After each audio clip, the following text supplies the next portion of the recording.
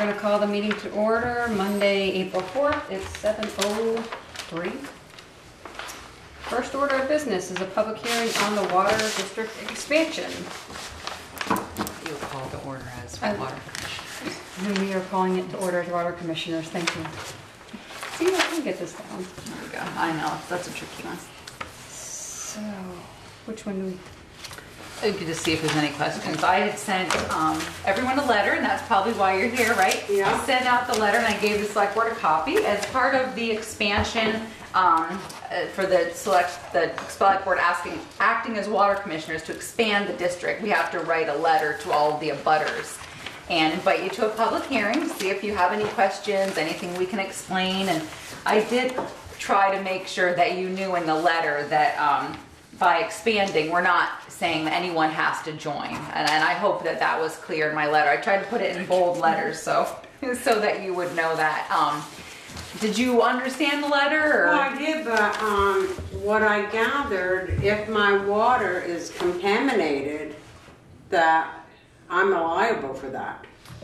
No, what we're doing, and maybe it will help. I have a map. It might help if you see that. And I thought it was sort of like they wanted us to join that. No, I can show you. Well, we would love to have you join. We would love to have you. I mean, that would be You have good water. There's no reason. we have fantastic water. We've had it tested and we could sell it. Yeah, oh, I'm sure and you we could. paid and bought our well. Yep.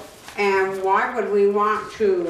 Exactly. This map I think helps a little bit. Can you, if you want to see it, is right here. This is the wellhead protection area that we talked about. Thank you, Carol. And so what happens is this is Tom Sawyer. You know, the Woodland Apartments is the name of their company that owns it. And what happens is they have that existing water system. So they have this wellhead protection all the way up here. And Peeker will stop me if I get this wrong. And if you're inside this wellhead protection, you can't put in a septic system. So since we're building the fire station here and the select board would like to work with Stony Hill Developers to put in a business park here, we need to remove this wellhead protection. And by doing that, the only way to do that is to put Woodland Apartments on the water system. And they want to join. Dennis Bowen wants to join. And what happens is we'll bring the water down to them right by here, and they'll just put in their own, put in a meter pit, and they'll connect their system. You point out where their wellhead shield protection is. Yep. It doesn't remove that. Yeah, and you're right over here, right? Let's see, where's your house? Right over here. On Lover's Lane? Yep. So these are all your neighbors, your house and your neighbors. I wonder if our water does get contaminated. How many businesses are going to be up there? Well, there actually would be no contamination because these, if there's a business park is constructed, they're going to have their own water, and they're going to have by Act 250 standards, they have to have their own stormwater system, which they are and actually sewer. Their own sewer and their own stormwater. So you shouldn't experience any problems. What the select board acting as water commissioners is doing is they just want to expand the district because we also have this little piece down here across from, you can see Woodland Apartments, we have this 2.4 acres here that the select board would like to eventually sell to a developer to build some housing here. And they would be on the water system because it would be right there and they'd connect to it. But the only, we just have to, the expansion ordinance just says we have to notify abutters, so we just kind of wanted to let everybody know that this was happening, but it's not in any way, shape, or form saying that you have to join. If for some reason down the road you wanted to, then we would love that, but you don't have to do that. And there would be no contamination or issues for you. I was concerned about that with my garden too. Oh, I know you have a beautiful garden. Yeah, no. I said, I wonder if that Yeah, no, and they're not goes into my garden. Well, and maybe Peeker can explain this a little better as far as this area here is really flat. You can tell by the grades, which you know the area surrounding your property. It's not like they're grading this off so to create excess, any sort of runoff. This is already is what it is, and this area is not going to be changed down through here at all. No. And it's so stony. I don't know how you could even think about building. Yeah, through Well, I here. don't think This is there's going very to be. steep. I'm guessing that there's not going to be anything over close to you. No, would be my right. guess, because of all the big rocks and Huge. Yeah, and he's looking, what we're looking at is putting the business park, taking about 10 acres of, which would be here and here, which would be up on the flat part, basically just a continuation off from West Street with the new road that we're putting in. And then this, would, hopefully happen in the future. But so that's how it works. And that's what you can see everybody who has a well, where their wellhead protection is, because theirs is an entire system. That's why theirs is so huge, and you can see yours overlaps each other down here. Okay. It's hard to explain all that in the letter, isn't it? So, but anyway, so that's how it works. So yeah, no, there should be no. with the soils we've got, I would be more worried about my neighbors than I would be something up the top of the hill, because they're so much closer. But with the soils that we have in this area, I don't see there being any issue. And the state, the state watches all of that too. I thought so. Okay. So is that helpful to you? Yeah. Oh, good. All right, excellent. No, and I see your garden. We wouldn't want anything to have your beautiful garden. Okay. Are you all set, David? No, Oh, okay. we wanted $1 million to put this in. No, It's no, So about 900 and, it's $1 million by the time we get West Street all upgraded and the catch basins and all that stuff. It's that's three. what's It's going down there. yes, it's right around 300,000 to go down over the hill. Yeah, the entire project starts at Who pays for it? Maple Street. Will our that's taxes go up? that's what the select board is going to decide later, on how to make the payment go. That what the current discussion is that the upgrade of the infrastructure within the water district, which is from Maple Street to Airport Drive, would go to the water department, be raised out of user fees because it's existing infrastructure. And then there's the stormwater piece that, since we got the ground open, we might as well fix the stormwater upgrade before the state paves. I did speak to the road foreman. There's money to be taken out of capital roads to offset that, and that would probably, the balance of that would come out of the highway budget, which is obviously offset by taxes. And then they'll have to decide about the expansion, what they're going to do, as whether user fees or taxes. So they haven't got to that yet. I gave them 3 options on how to divvy it up. Along with the USDA grant for not 45%. quite half, 45% of the cost. Yep. The USDA grant is for the line going Everything. up. Is For everything. Everything. 45% of everything. So basically cuts that million, 1 point whatever million, almost in half. 505, something Yeah. like that. It's slightly more than half Yeah. what the Yeah. town is going to be responsible for. Yeah. So it's $585,000. No, it's not. No, it isn't. $1 million. And you got these customers that want to build something in this park you guys want? Yes. Yep. You do. Well, how come they should be able to pay for it, not the taxpayers? It was definitely part of a larger deal when building the fire station. This was discussed as far as us purchasing the land and doing a land swap with a developer. Once the main pipe is in, if they connect and their businesses connect, they have to pay their own connection fees, and of course any water fees that they use, they have to pay for that. So it will be a source of revenue to the water district, which you and I are not a part of because of where we live. So. And also, if they're building 4 or 5 commercial buildings that are a couple of $1 million a piece or $1 million a piece, that'll also go on the tax roll. And that's been always the goal of this board and the previous boards, to try to develop that 10 acres of land on top of the hill, to develop it and put it on the tax rolls. Yeah, would help us for sure. I would hope that the additional taxes from the new building would offset our taxes. I wouldn't guarantee it because, but the hope is that with the new infrastructure and the new buildings, that the grand list would go up enough so that our taxes would hopefully stay where they are. We don't. I'm not going to guarantee that. But I mean, if we do know one thing: if we don't put a water line to Woodland Apartments, there's no development on top of that hill. Those 10 acres. There's no industrial park, no nothing, because of the wellhead protection area. And that's what we do now. Yeah, and a good thing too to see is, remember after Autumn Harp left, when that building was empty, and now it's been redeveloped. So now we have that, you know, that Bristol Works now is at a value of $3 million, whereas before when Carrera owned it and it was empty, you know, it wasn't anywhere near that. So it has helped increase the grand list so that it helps with our taxes overall. So it would be, it's what we need. We need more people to help pay taxes, and certainly that would be a nice boon for us, all of us as taxpayers.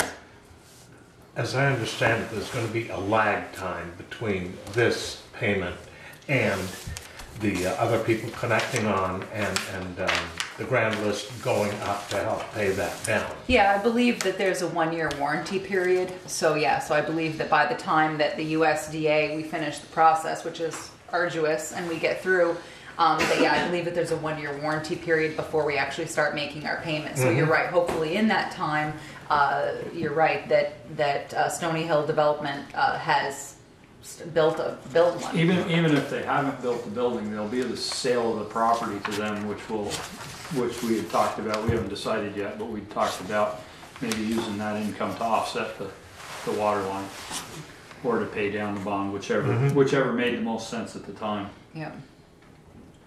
Yeah. So And my point is, it's just going to hurt for a while, and then yeah, and hopefully you're right. Hopefully the development happens so that that we see a couple changes at once. You're right, Ted. Therese, I read the packet over the weekend, and the question I've had for you, could this, I mean, I'm reading the bottom line of actual 585,000 or 52.5% of town cost. And then some of that is out of Maple Street, and that's going to be paid by the users. West Street, excuse me, from Maple to Airport, that's going to be by the users. So what's going down over the hill, roughly 200,000, if it's that, could that be taken out of the revolving loan fund, borrow it from ourselves basically, till this park takes off? You wouldn't get as part of a deal, because by going from USDA, a couple things happen. One is you get 45%. Still borrow it from the balance. Borrow the balance instead of a conventional bank loan.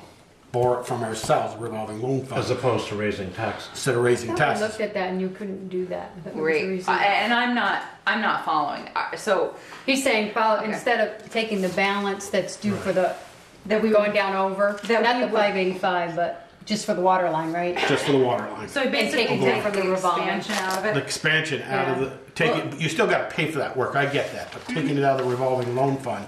If we take the expansion out of the project, then we're not going to No, get do the expansion. Take the money borrow it from the revolving loan fund instead of USDA. No, instead of a bank. We still got to borrow 52% of this.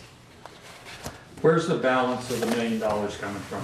USDA. Okay, so in other words, what she's saying, if we don't finance it through USDA, we don't get the forgiveness. Yeah, this is all so basically. So you're financing the whole thing from them and getting 48% off. 45% off, right? Exactly. Yep. Okay. And so basically, what happens is in the end, you're going to get basically $1 million worth of infrastructure for $500,000 to do with it.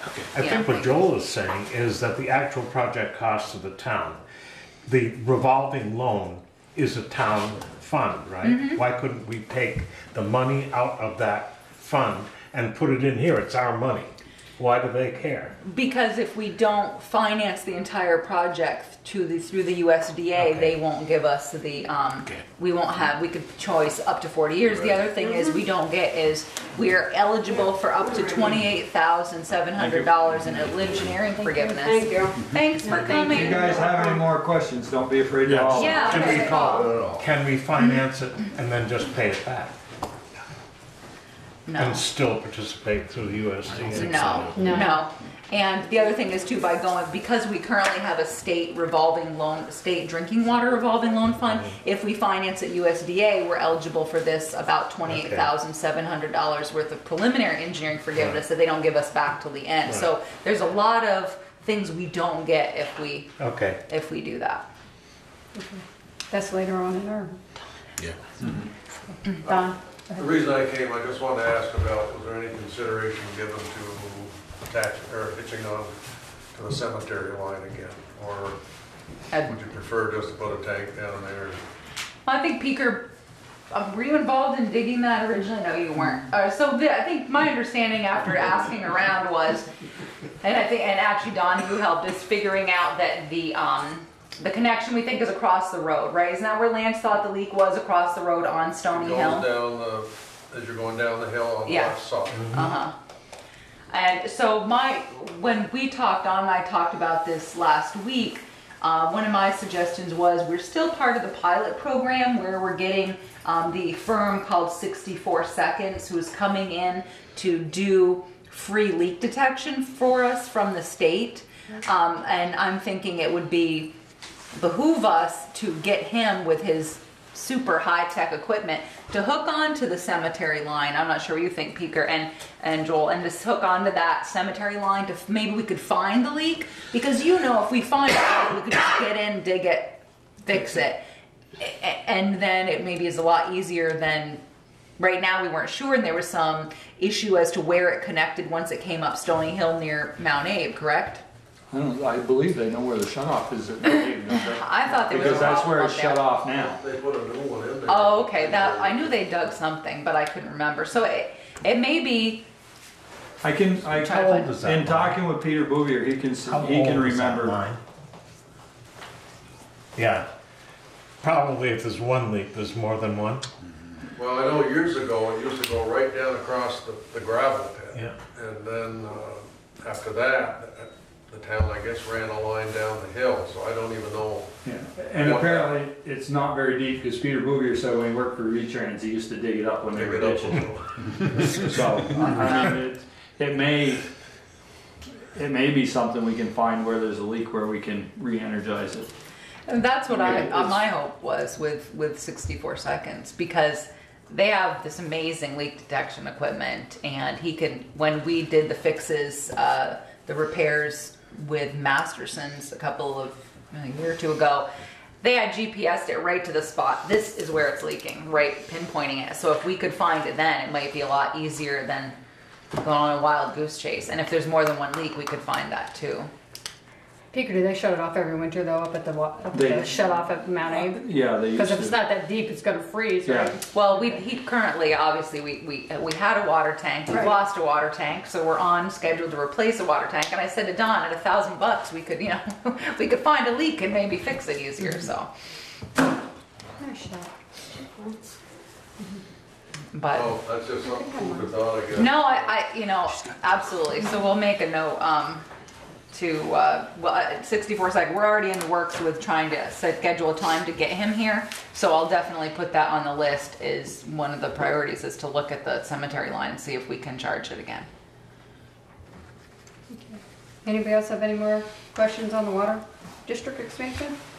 Just for my going forward, Therese, could we get, so I've had people ask me about this question.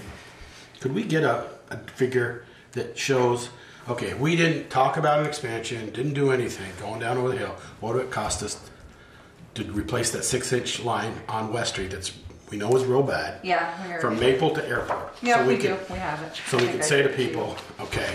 It is broken up. Yeah, I has gave it to be you. in order to- It's in in order the, to- it's in what I Is gave it- you. Yeah. I Yeah. didn't see it. There's a stormwater. Page 2, Joel, on the item number 16. Okay, I'm sorry, I That's apologize. okay. I just saw option 1, option 2. Yeah, so there it is, right there, expansion of district and the stormwater. The upgrade infrastructure is infrastructure. $490,951 just to upgrade the infrastructure from airport to Maple or vice versa. Okay, so it's, 490 just to do Yep. West Street. Yep. Okay, $500,000. Yeah. Okay. But if you do just that, you don't get the USDA, or you do? No, I believe that you could get the USDA, but obviously it, We're gonna do the whole thing. yeah. Well, You the get the issue is 45%. in order to meet our purchase and sales agreement, we do have to have Right. water down over the hills. Right. Exactly. Excuse me. What is that 10 acres worth? The 10 acres that we're going to, Yeah, yeah. I mean, Right now, what are the right now, chances Right of now, that? right now, it's basically worthless. yeah, because Because they there's a can't do wellhead anything. protection. Well, yeah, I mean, once a wellhead, once that's done, how much of the cost of that can be absorbed by the sale of that property? The original deal, or the deal we had worked was basically a 2-for-1, 2 acres up front or 1 acre up front for 2 acres in the back. Yeah? So if Stony Hill Properties ends up with twice the land we bought, we'll recoup 350,000. And some of that may change in because of the way they want to change that park up top. So that's something we haven't discussed yet. So No, I'm gonna have a preliminary meeting with him this week, maybe tomorrow. Any other questions? Yeah, have you calculated woodland and what that would add, even if the fees are minimum for every user? Yes, actually, I did, because I had to give one to Dennis, a guesstimate with his bill, and he's gonna pay a master meter, so he'll just be one bill. We don't have to bill his units, and I'm hoping it's in this file, Peter. If not, I may have to get back to you. I think it was about $1,000 to $1,200 a month. Yeah, well, thank you. Yeah, so there he is. 12,000 a year is what stuck in my mind. Yeah, so it wasn't horrible. And that was based on preliminary usage. We tried to look at the school, and it's hard to. We were trying to come up with a number, so. He didn't sign an agreement. No. I didn't. I tried to compare him with a similar user.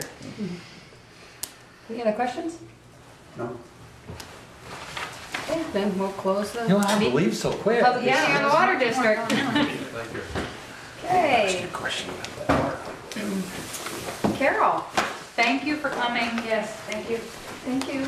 Good I would night. like to look at that map there. Oh, absolutely. And this is. I didn't realize you were sitting over there. Have you met the select board? No, I haven't. This is Dennis Bowen. He's the owner of Tom Sawyer. When he answered that question right Yeah. there, I assumed who this was. In purple, this is Peter Heffernan. Hi. This is Peter Coffey. Hi. Ted Lilas. Michelle Purley. Hi there. And the gentleman who just left is Joel Bouvier. But you can take this out on the front counter if you want and take a look at it and spread it out and leave Leave it it. there? Yeah, sure. Okay. Well, thank you very much. It was nice to see you. Thank you. Good to be here. Thank you. Hi, Carol. Hey, how you doing? Pete and Ted, welcome to the select board. You having fun yet? Okay, well, I'm here representing the Holly Hall Acoustic Improvement Committee. And we've been operating for about a year, so I thought it was a good time to come and give you an update and make a request. So I have the budget here for the program, for the project, I should say. I think that's why I gave him that. And then she's got It's been changed a Oh, little. has it been changed a little bit? Look at you. Oh, you made it bigger. I gave him the small one. I'll give it to us. Thank you. Oh, that one for Joel. I'm supposed to have them up here. No, I have them. That's all right. I can make one for Joel. Or we can be quick and be done. Comes back. Okay, so you see obviously our expenses. We had sound engineers do a design a system to improve the acoustics, and it's pretty comprehensive. It's not only improving the sort of reverberation of the sound, but also a new sound system. We all know what it's like when we used to have stereos. If you had cheap speakers, the music sounded terrible. If you had really good speakers, it sounds much better. So the current sound system is well over 20 years old, and it's been very heavily used. Also, it's necessary to add some cellular shades to all the windows. Not only is that an asset for if you need have movies or something and you need to darken the area, it also prevents the sound from bouncing off the hard glass surfaces. So that's why you see the cellular shades there. And then the acoustical treatment they're recommending is like a white coating that would be put on problem areas in the wall and the ceiling. You wouldn't even notice it from the main floor. So here's what the expense. Also, we were advised by the Arts Council to add assisted hearing devices. There would be about 12 to 14 of them. It's figured out by how many square feet and how many people you would have if there's full attendance. So that is something that we added from the last one. So it comes up to $76,271 for the total package. So we've been, the committee's been fundraising for a year, and to date, we've raised almost $15,000. That includes a $2,000 grant from Walter Surf. It also includes the $4,505 from the Pebble Peak Fund. We intend to write a grant to the Vermont Arts Council, their Cultural Facilities Grant. The committee's going to work on writing that grant together. It's due June 1st. The maximum they give is $30,000. We're going to ask for $30,000. And last year there were 16 grants they awarded, and 3 of them were for $30,000. So they do give some out. We're hoping we'll be fortunate enough to get that full amount. So we're looking to the town. The grant from the Arts Council is a 1-to-1 match. So whatever we ask for, we have to have raised or donate from the town. So what, that 30,000 you're saying is a 1-to-1? Is that the one you're saying? Yeah. Is a 1-to-1 match? So if we get the 30,000, we're going to have to come up with 30,000 from the fundraising from the town's donation, that type of thing. So what I'm here to ask, to request, is I understand that the Capital Building Reserve Fund is already committed for next fiscal year. So I made you a copy. Oh, okay, thank you. You're welcome. So what I'd like to ask is if the town could commit to up to $25,000 if we have more successful fundraising, if the project doesn't cost quite as much. We have a contingency, a 10% contingency in there. Well, actually, it was 10% before we added the assisted hearing devices. That it might be less than 25, but what I'd like to request from the committee is to earmark $25,000 from the next fiscal year, 2017-18. Well, you'll for this see, project. yeah, the budget I'm that includes April 2017, right at the bottom, the deposit already of $25,000. For us, for who? That's deposit that's if we make a capital, if we make an appropriation to the capital building fund of $25,000. Right. You can see I put it in there, and that leaves us, if we do all the work that's pending, it leaves us $5,875 without your ask in there. So the Capital Reserve Building Fund would only be $5,800? Mm-hmm. If we By the do end of all these 2017. things. And some of these are estimates. Okay. I know. We're also obviously one of the issues is we have some money in here from the fire station, which we knew we would cost, but we're hoping that we'll recoup, that the plan is to recoup some of that in the sale of. So these are just these are absolute numbers right now. Right. But I don't know how that's going to change. But at the March town meeting in 2017, you'll make another appropriation. Well, that is it. That right is. there. That 25 is that. But that wouldn't be deposited. Until What's April. voted on in March Right. doesn't get deposited to the fiscal following- year starting July 1st. Right. So you're saying April 2018? The fiscal year that would start July 2017 What? and finish June. April 2018. 2018. Right. Yeah. Right, because if we write the grant this year, we don't have to have the money yet, we just have to have it. It has to be spent by September 1st, 2017. So there's 2 months of the next fiscal year. Fine. See what I'm saying? If we would get it in June 1st, we wouldn't have to spend it we'd have 2 months of the next fiscal year. Yeah. So that would be after the next appropriation that would be voted on at March 2017 town meeting. So that's not on here yet. Yeah, Isn't it that is. what you're It's yes, the bottom line. that's the It's that bottom line, Ken. Yes. April 2017 deposit. That would be what, She would just no, she no. would just pre-use the money. She's what pre-using, saying. she's basically saying We she, typically yeah. don't deposit it until after Jen's this right. April tax installment, so Right. it falls, so she's in the right fiscal year and it would all end up being a wash, Yeah. but she would just use the money that would be deposited. So basically, whatever, if you appropriated 25,000, it's going directly to Holly Hall. You don't have any other projects to handle because that appropriation, if you leave it at 25,000, will go directly to her. Well, just, she's right. She Would will this- spend it and we'll deposit it later. It's just, Would this be something that would be a good thing for the revolving loan fund and we could spread it out over 5 years? That way we'd have the money up front. Well- We could budget 5,000 a year for 5 years and spread it out.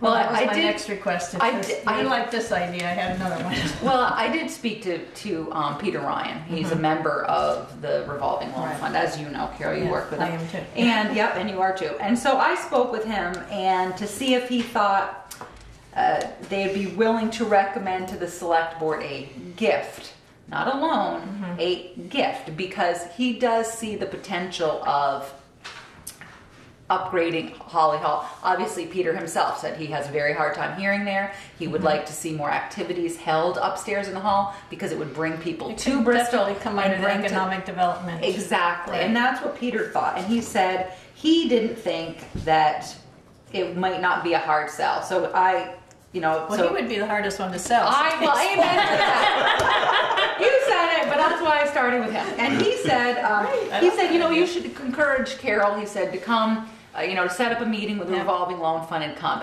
Because I said to him, I was very clear. We're not looking for a loan here. We're looking for an ask. Right. We're looking Right. for a gift. And they are sitting on money. And Yes, they Aqua are. Vitae is going to be paying back their loan soon. So he did see the economic value because if you remember when Police department.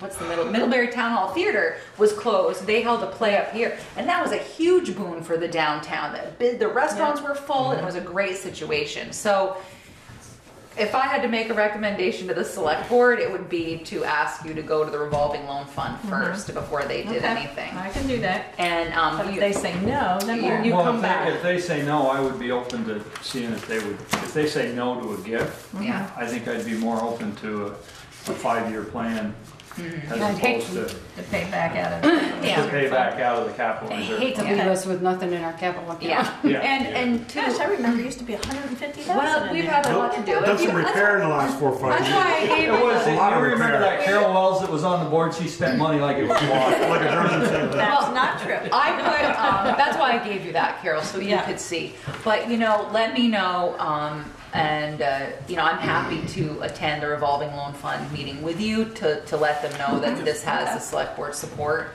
So if you want to come in, you know the drill. Come in, talk to Pam, we'll talk to, get Fred to set it Get up. Fred to set Yada, up a yada. meeting. Yep, but Peter, you're right. Have any Peter is, coming up?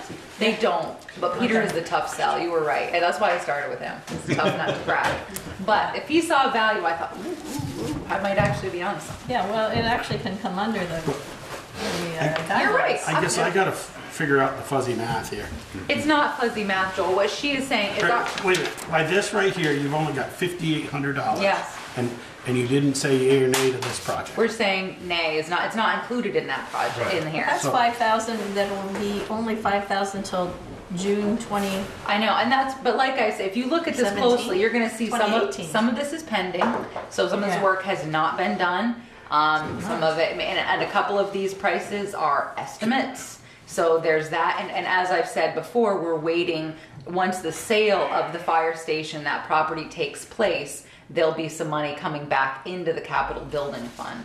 I just don't have an exact number, so I have to work with exact Never figures. seen it that well. But we wouldn't even have their funds, if we proved this, we Mm-hmm. wouldn't have their funds until after town meeting 2018. No, it'd be 2017. It's just the way the Would've fiscal been year is Voted because on, but it It wouldn't would be have been available till approved March June 2017. 2017. Right? And technically the funds would be there July 1, 2017. Is that We what- just don't deposit is them that what until this is April right of here? 2018. yeah, we just don't pay capital funds until April after the second tax collection.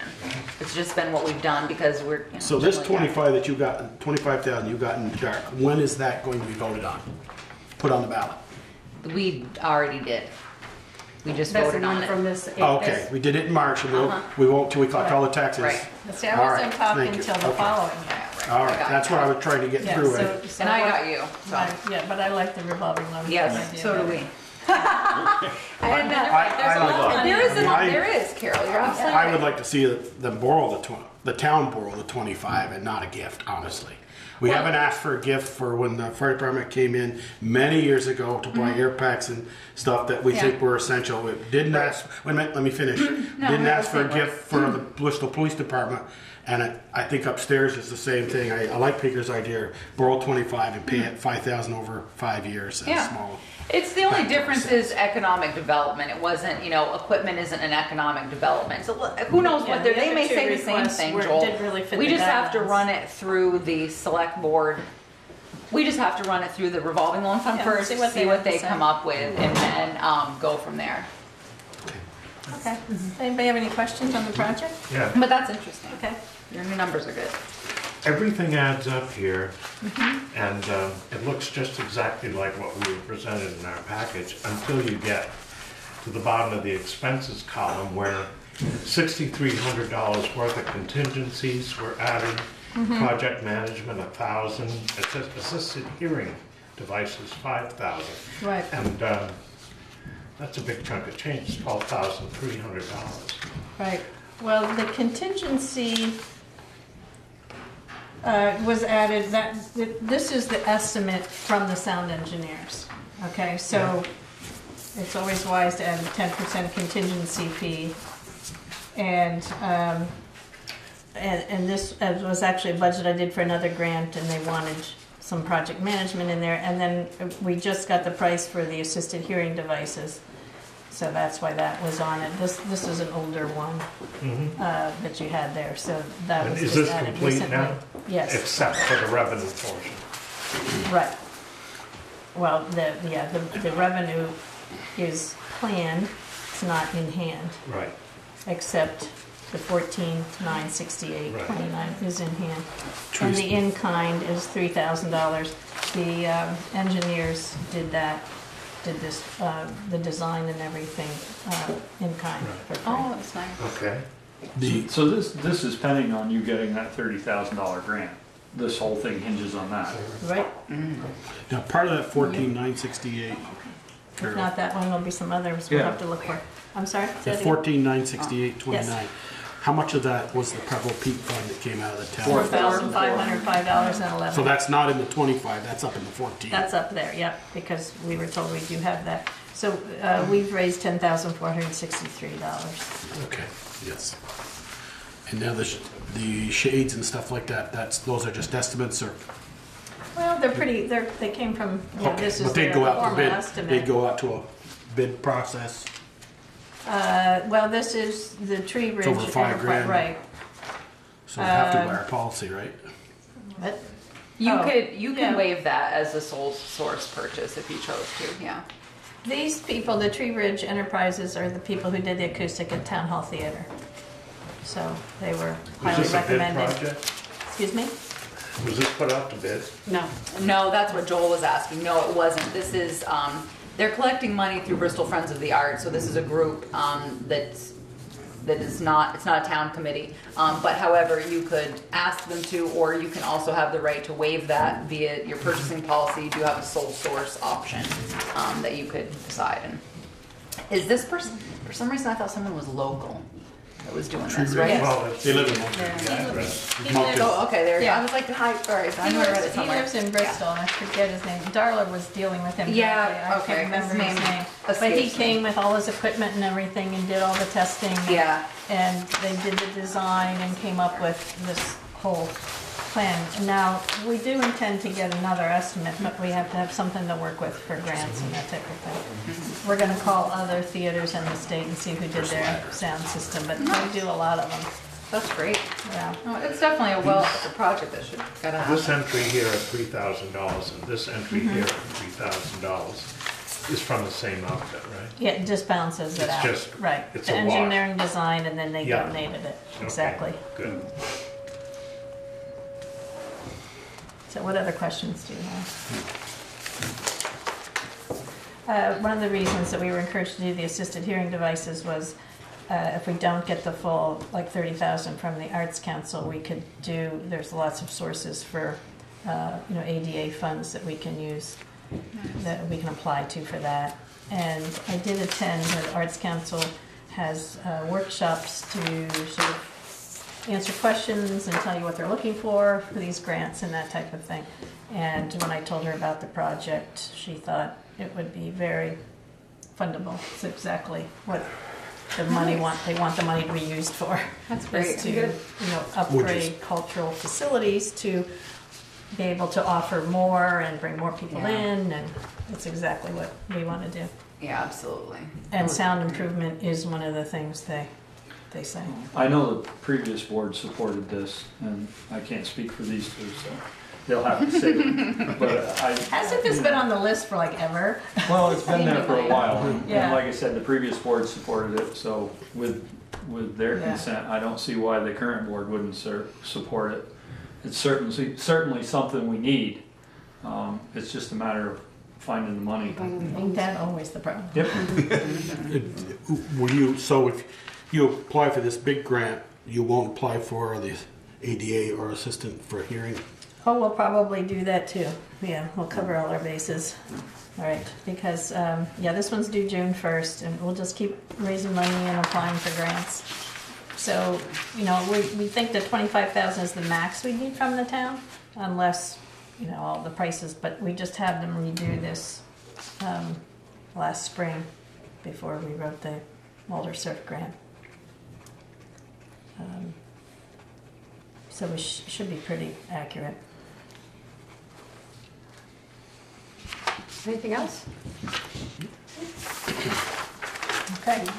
Thank you. So I will go to the revolving loan fund. Let us know. Sorry, I didn't mean to give you the runaround. I just feel like, with Peter's blessing, you certainly call me, but I'm hoping, with Peter being positive You're behind right. it, Yeah, he's a tough nut. So hopefully, yes. I'm not promising anything. I'm just telling you, I talked. Got it. I found out. Okay. Thank you, Oh, everyone. sorry, yes, I'm No, apparently it's got not a carried away problem. labeling you. We figured. Thanks, Carol. Yeah. We had it Figured it out. Yeah. Thank you, Carol. Okay. Ted's got one that says Peter. Planning Commission.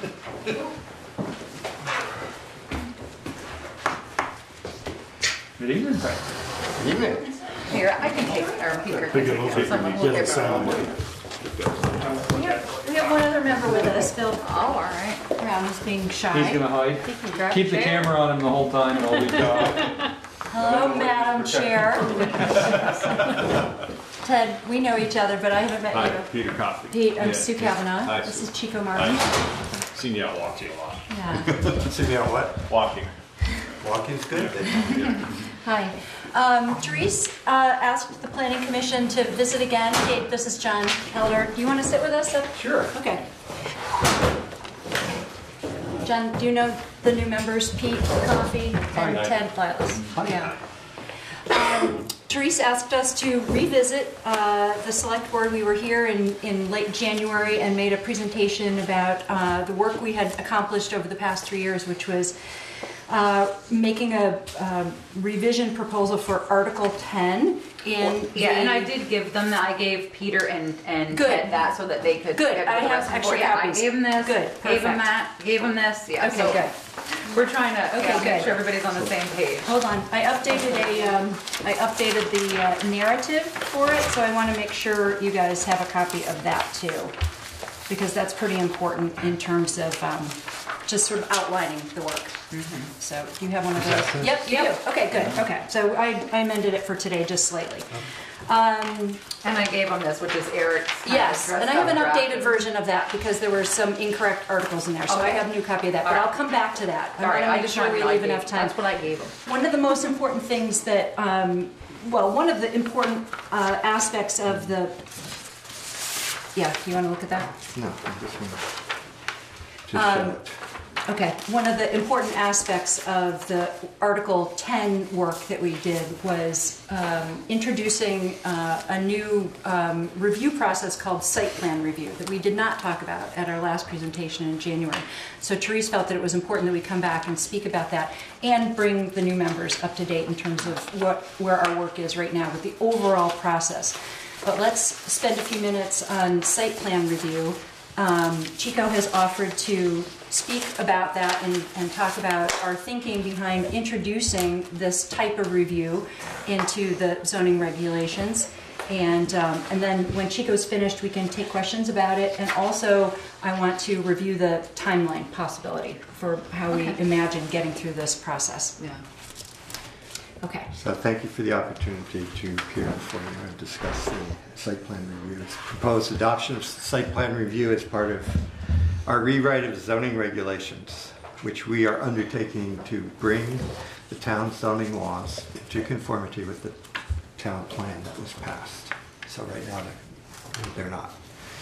We first discussed site plan review in 2008 when Tom Wells was chair, and we were exploring the possibility of adopting subdivision standards. The PC continued deliberations under the chairmanship of both myself and Sue. Since the subject was first raised, we have been advised by 3 professional consultants, Noel, Brandy, and Adam.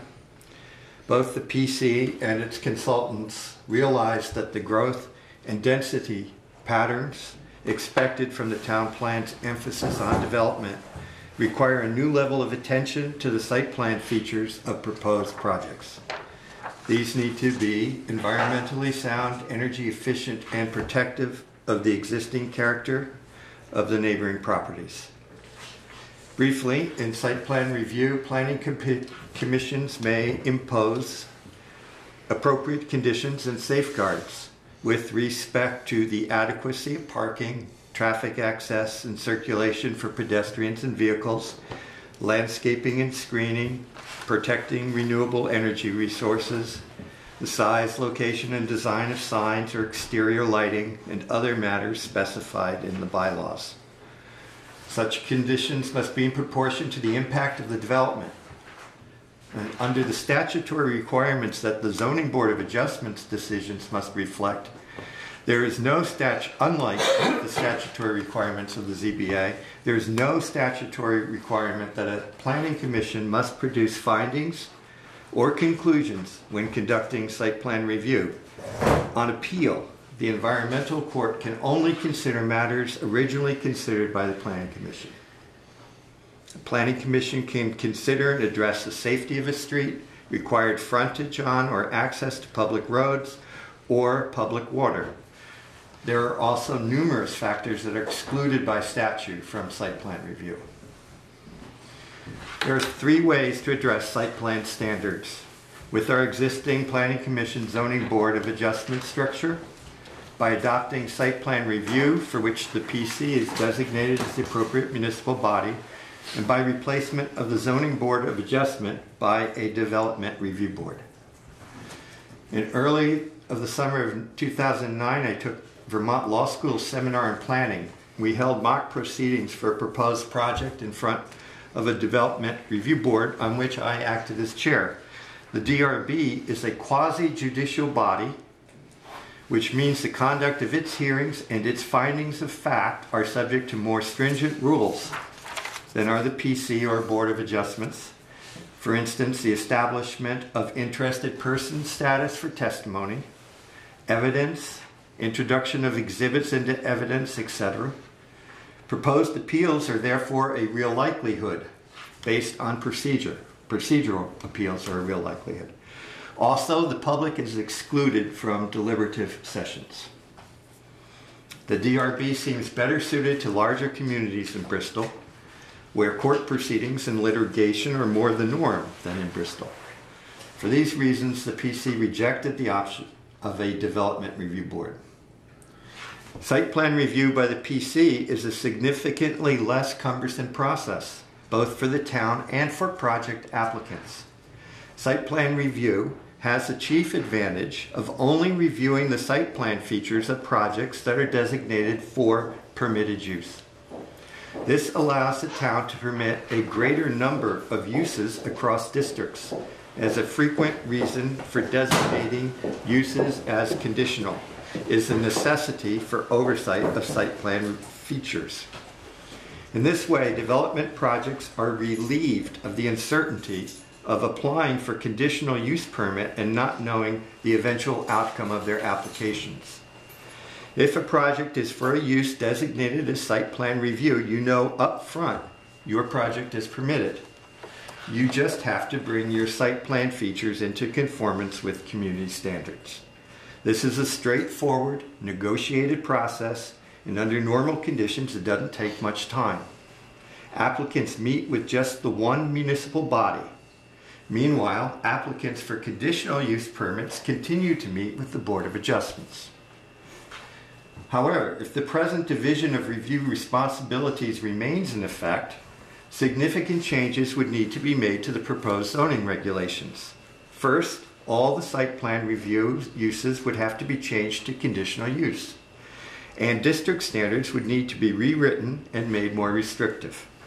This increases the outcome uncertainty and time involved in getting a project underway and significantly increases the burden on Zoning Board of Adjustment. Second, planning commissions generally review the creation of subdivisions and review and regulate land use in certain aspects of design, including, for example, drainage and access. So subdivision regulations would be required. Finally, I would like to, there are none, by the way, in the proposed zoning regulations. Finally, I would like to comment on one additional concern that the PC discussed, the possible time constraint. We are of the opinion that overall, the site plan review process will require less time for both the applicant and the town than the two alternatives. We are also of the opinion that the PC will not need to undertake a major revision of its town plan in the foreseeable future, which will mean the additional responsibilities should not be cumbersome for us. And with that said, we are happy to take questions. Very nicely done. It's great. When it's already in your purview anyways, right? I mean, you already do site plan review, don't you? Well, we do it for some things. We do it for Planned residential developments. Okay, that's what I thought. Is that the only one you do it for? Yes. Yes, that is the only type of application that we would review for site plan types of elements. That you do now. We already do. We currently do. But you do, but and Yep. and you've just added it to a couple zones, right? And The possibility of Yeah. site plan, Uh-huh. we actually added it No, to you'll see it's Yeah. quite numerous. If you just look quickly, that's why I wanted to show you. Down here, you'll see a lot of SPs.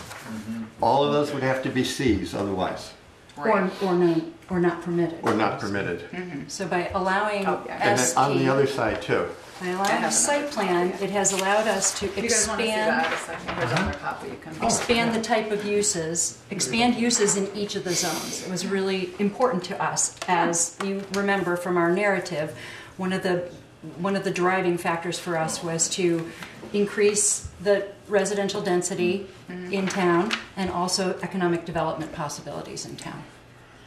And by adding site plan review, as opposed to not permitted or conditional, we feel it will encourage that type of development.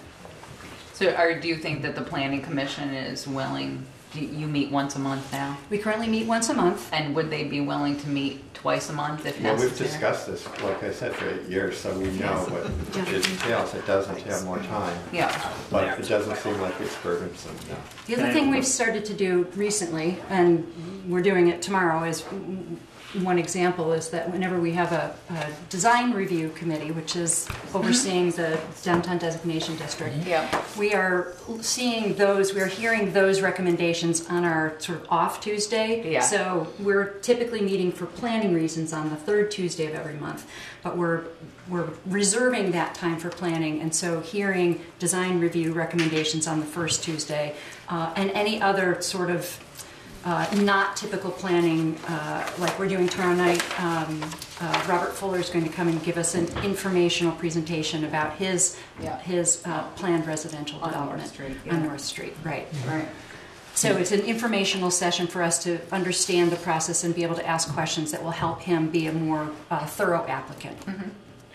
And this will require subdivision regulations? No, that's the difference. So it's an either or. You either have site plan or you have subdivision. So we have decided as a body to not pursue subdivision regulations. We are going with a site plan option. Oh, okay. But if Which we is- didn't do the site plan, then we would have to have subdivision. And how does that relate to Act 250? I know that Ken was a big proponent of subdivision regulations, and I'm just curious as to how I they. read through the regulations today, and it's entirely within the purview of site plan review. It will fall under that. We don't have it, they can't be applied. So is your question, when would Act 250 kick in? Yeah. Is it size of project? I can't remember what the, Yeah, what the For instance, the one parameters. over there was 9 residential units, and one of the criteria is 10 residential units. So that's not the only one, but that's an example. So you can build 9 residential units in a development In that particular development, that was without what the going limit through was. Act 250? Yeah. You still have to go through state subdivision, but you wouldn't have Act Yeah. 250. You can do 9 in 5 years. Right. So if you have to go through state subdivision, why do you guys feel that it wasn't necessary to you guys? They didn't go through we just said they didn't have to. And so, No. but they still went through a site plan review with us. Okay.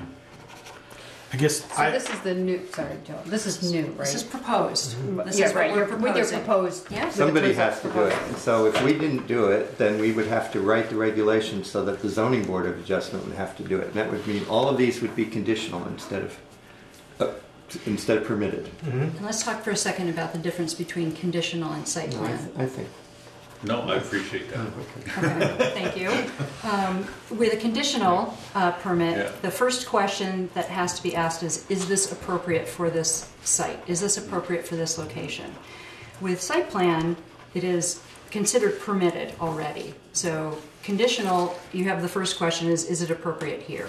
And once you get past that, then very similar types of site plan elements are considered. There are 10 criteria for conditional use. But And the you have to first- meet all 10. That's one of them, but But that's they're the not first all one. related to site plan. Correct. I know, I'll go back a number of years when I was a lister here in town. And let's take Broadview Estates, and I don't mean to pick on the developer, but there's 32 units up there without a subdivision permit or any pipes in the ground. And are we doing? Oh, you mean without a survey? Without a survey, are we doing those 32 residents who ended up buying all those lots and building homes and kind of know, well, your line's through here somewhere, but there's no pipe from A to B. Are we doing them a disservice as taxpayers, as a municipal body, by not requiring them to, the developer, to say, you need your lots laid out and surveyed? I mean, that was before us. That never came in front of our purview. You'd have to take that up Well, with Stan, I think. Going forward, no, I think he's saying going forward. I mean, I take down, okay, I won't pick on, I take down to Hunt Well, Farm the one Road. you're gonna see Wait a this minute, week, Hunt Farm you're Road. going to see Mr. Right. Fuller, thank you. Yeah. Fuller. Yeah. So that's an example. Okay, we'll go down to Hunt Farm Road, and there's not a lot down there. I mean, that's why one of them across the road that goes up the hill to that development, they had to buy across the road of that road. I remember that because we had some attorneys in town who were, as they would say, practicing license, surveying license without a license, wrote the deeds up, and there was no pipe still in the ground. ACAC bought 25 acres to build that development up there. Well, I can't speak to I'm just saying- projects that happened before us. I but get that. currently- No, I'm not yeah. saying you can, but I'm just saying, are we doing a disservice to the public who buys these lots, pays good money for them, and there's no survey? And they don't know exactly where the line is in a huge development. Why don't We the don't- purchasers require that? Well, I because we don't have, they don't The have. town to. doesn't The require The town doesn't The town doesn't Is that- currently require a survey. That would be up to the, But why wouldn't the purchaser say, every "I'll buy development this"? that's come in front of us has been surveyed. Correct. For these design, for the planned residential developments, we have been requiring a survey or a plot plan, a plat plan, and often have, Requiring a survey? and often have worked with LaRose to show that, and they're inclined, I think the developers of these PRDs are inclined to work with surveyors in order to help us understand what the outline will be. of And each the of the, PRDs, commercial most of them cells have to we go do. through state anyway. Doesn't the state require them to have a survey as well? for the sewer, Right. yeah, for the septics, yeah. Yeah, they And that have to because be of the laid out, but they wellhead, don't have to have. They don't have to be lot lines. surveyed, They don't have to be right? surveyed No, or they don't not. have to be surveyed, they just need, Lot yeah. lines. I Is think that all they something- require is a Mylar map with lot Correct. lines on them. Correct. Is that something that the planning commission is considering doing as part of site plan review? We haven't talked about, well, so we haven't written the site At what plan point is it regulation caveat yet. So we emptor, have gone you know? through this table of uses and created this table of uses and suggested where we would like to see, where we would prefer to have site plan as conditional or not permitted. But we have not yet gotten to the section, we will soon get there, where we write the text Yeah. of what site plan So you could will talk require. about whether or not the majority board wants, whether or not the PC wants surveying to be Yeah, we part need of to it. check. I think it's state statutes require it for PRD or any kind of development. That's- That's not answering your question. No, This I is- think No, that it is. is. I understand. I don't want to see developments come into town, and I'd like people to know where their lines are. Yeah, I You know, didn't know have a where the survey pipe when I is. bought It's my there house. and there. If they're gonna spend I do now. 60, 70, $80,000 for a There you lot, go. they'd like to know. That's in And here they could do somewhere. that as part of the purchase, I mean, They they could could do say, that. you know, hey, I Unfortunately, a want- lot of times they Right. don't have that money.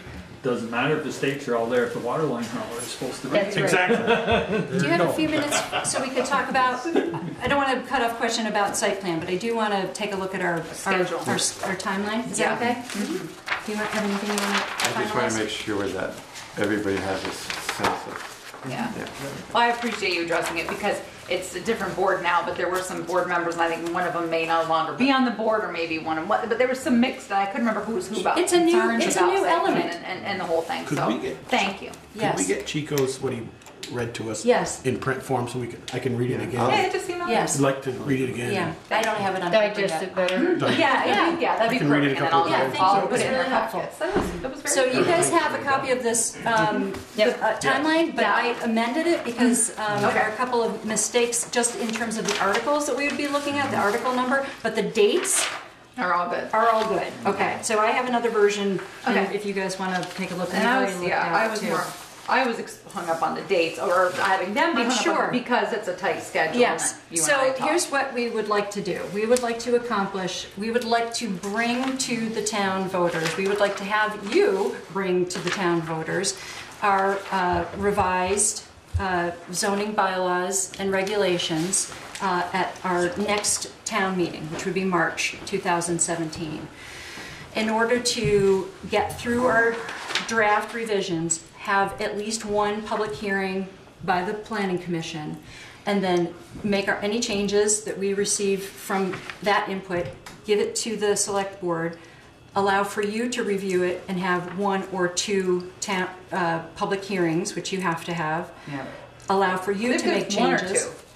You can have one. Okay, for some reason. You can have two. All right. for some Yes, reason I thought minimum we had to one. have two. Do All we right. have to have two if we make changes? I think. I think that's right. That's But they right. had, but there's a word for that. Substantive. Substantial. Yeah, I was Yes. gonna say there's a word. We did that with And if the it's town just- plan. Yeah, if it's a little change, then it's not a substantial, Yeah, whatever substantive. substantive change. Yeah. But if it's that's where the. I there's think a little I've bit of built in gray two there. public hearings for the select Yeah, you board. did. It's very tight. It allows for warning. You know, we have to put Mm-hmm. a warning in the newspaper in each case, both for the planning commission and for the select board has to have the public hearings warned, so we have to have enough time for that to go into the Addison Independent. I've proposed that those go in a Monday paper as opposed to a Thursday in order to Right. Mm-hmm. keep the schedule. So it would call for I have a some new schedule. I would say somewhat intense attention toward Yeah. the end of the calendar year. Yeah. I'm assuming that we would have to, by the time you warn your, so we backed it up. So by the time you warn your town meeting book is mid-January. Right. And so you would have to have your final changes done by January 2nd. Yeah, because exactly. And I've said to the select board, I know it's a tight schedule. I expressed my concern to Sue because they're going to be working on budgets and town meeting. And so I think as long as, we stay in contact, because if we get Yes. bogged down at any point, Yes. we're looking at Yes. March. It's likely we will 2018. get bogged down, Yeah. as opposed to you. I mean, Hey, all the we're not pointing fingers sausage here. making is happening on this end. Yeah. I think that One of the reasons why we'd like it to happen at town meeting is because we have a better voter turnout. We had originally wanted November of this year, but we're not going to make it. So March turnout. Also important because another option that I don't think is viable is a special election. I don't think we want to do that. And then the next option is to wait until November of 2017. And one of the issues is that we have to update the town plan. Okay, which is now coming up on its 5-year anniversary. That's right. When we need to review it. And as Chico said, I think we did a lot of important and really hard work to create this draft. Absolutely. And I don't imagine it's going to take us 5 years again to redo this, but we will want to devote some time to it, and I hope that we could do that for November of 2017. I say we, assuming November. I'll I was be- going to say 18. That's November not of much. November of 17. Jen's saying no. Oh, We only vote on even years, You wouldn't not have- odd years. Oh, we wouldn't won't have have an an election in November of 17? No. Really? Okay. No, Come on, don't put us through that I every know, year. sorry. We have to. Well, all right, so it's We have 6 November of Okay. 2012. We do have 6 or we have 5?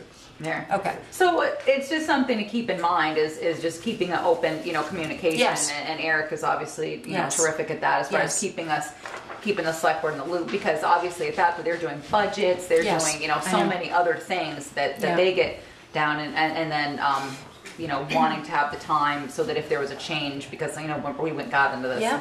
boat before once Yeah. when there was a change we wanted to make, we didn't have the time and so, Yes. So Therese, there's one other issue, and it's related to the project on Stony Hill. And so there's a subcommittee. 2 of us are on the subcommittee. I haven't been able to go to the meetings, Right, but right. John But John has is, certainly yeah. been going. Oh, he has. And one question has come up about our current parking regulations and whether those allow for the type of development that we would like to see and that we think is called for in the town plan and that we have been working toward and imagining as a town Yes. for years. It did come up. And yeah. so- and the select board I think is aware that we talked about Yes. how many the development and just how many parking spaces because it's more Yeah. per square footage regardless of what's I happening in spoke that. quickly to Adam about what alternatives could be, and one thing that he suggested is we think about an interim parking regulation if indeed we believe that we want to or are moved to consider parking regulations that would invite the kind of development that we're looking at there and throughout town. I mean, part of our narrative and part of our inclination and intention with all of these zoning regulations and bylaws update is to encourage reasonable and important development for, Right, for exactly. Bristol. And if bringing the parking regulations, if creating an interim parking regulation that would allow at least for that kind of development to happen, but it wouldn't just be for Stony Hill, it would apply Right. throughout town. We would be speaking to anybody else who Yeah. would be looking at it. In the form of an ordinance, a policy, I think it's an interim regulation that's generated by you. that he says, Adam suggests the select board Oh, can good. do. All right, I can reach out to On its Adam. own. Okay, All right. that would be great. So that's as much as I have Well, right that's now, good. but it is an helpful. alternative and an idea that could help sort That's of what we needed. jumpstart that discussion so we don't get hung up on too much asphalt and not enough. Yes, Development. and that's terrific. Okay, okay, I think, that's it. I think we might be inclined to ask for recommendations from the planning commission as well. Okay, I mean, I think that's where, Yes. when John was coming back. I wouldn't that's what want it we to were not go looking through the for. planning Yeah. commission. No, obviously. no, Yeah. but at least I'll talk to Adam and talk to Eric and, Okay. and then kind of see what we can do. Well, I think it's worth mentioning briefly, Sue and I had a conference with a person that Adam recommended, who's a planning coordinator in the State Department of Transportation, who was wonderful, actually, and sent us a long letter with all the current directions in planning for parking around the state, best practices, some Nice. rethinking. Just today, we got it. That's and that great. is, it's very helpful, and I think can inform us in a conversation that we could then relate to you. Oh, that's terrific. Yeah, really helpful. Great. Well, that's good that we needed an idea, so I Yeah. appreciate you guys looking at that. Okay, good? Good, thank you. Thank you. Thank you. Thank you. Thanks, everybody. Thanks for your patience. Thank you for Yeah, asking. yeah. And let us know anytime if you have questions. We'll stay in close contact. Okay. Therese, you can come to any of our meetings. Thank you. Nice to meet you.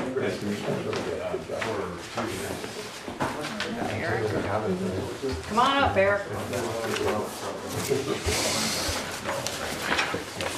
Thanks, Thank you, Bill. Hello. Let's start with the emergency operations plan. So Therese as the EMD and Peter as the deputy EMD are going to get bigger, fatter ones than you We should guys. switch. I'm working on that. So a couple caveats. To the select board, I spoke with Pete this morning. He had a couple changes from the draft that you guys have. Yeah, which was just a little, there you go. So I don't know if you want to quickly go through this. This is the same as last year, minus a couple additions that the state required. So your first page is your contact numbers. Second page gets into what you're going to be doing. When you see stuff like under 2, see Appendix A1, that's the stuff that's in Peter and Teresa's and my binder. You guys did not get that stuff. Lots of contact numbers. These are basically steps that you need to take in the event of an emergency. Then you get down to your EOC, which is here. A couple things, we update you on that. We did get a radio that we are trying to hook up that will allow us to talk to the fire department, so that'll help with the EOC.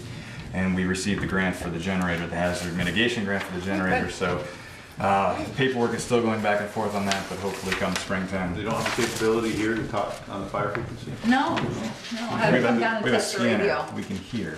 We can hear. No, You used to be able to. Yeah. We were here. when the police was here, but not anymore. So we, You can't talk to us now. I always had one out there. You don't. You can, you just don't. we do have There's a a base difference, I radio. guess. We can speak with the Town and the police. Town and the police, but not the fire. I don't know if it has something to do with the change in the frequency. So we've acquired another base radio through some people I know, and it was donated to the EOCs, and we're hoping to have that set up. We have to look at the infrastructure to see what it can handle. So hopefully, by the end of this year, this will become the full-fledged EOC. Then we talked to the shelter coordinator, so you have MA, UHS, and BES there.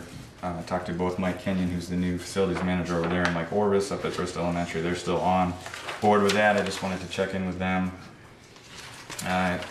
Moving to the next page is you're just talking about more stuff that the EOCs are going to do. Page 4, if anybody has any questions, stop me.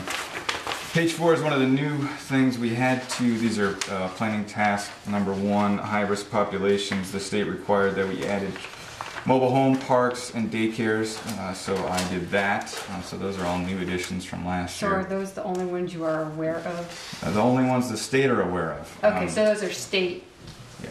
Okay, because I know there's a few others. Yeah, so, Yeah. so over the next year.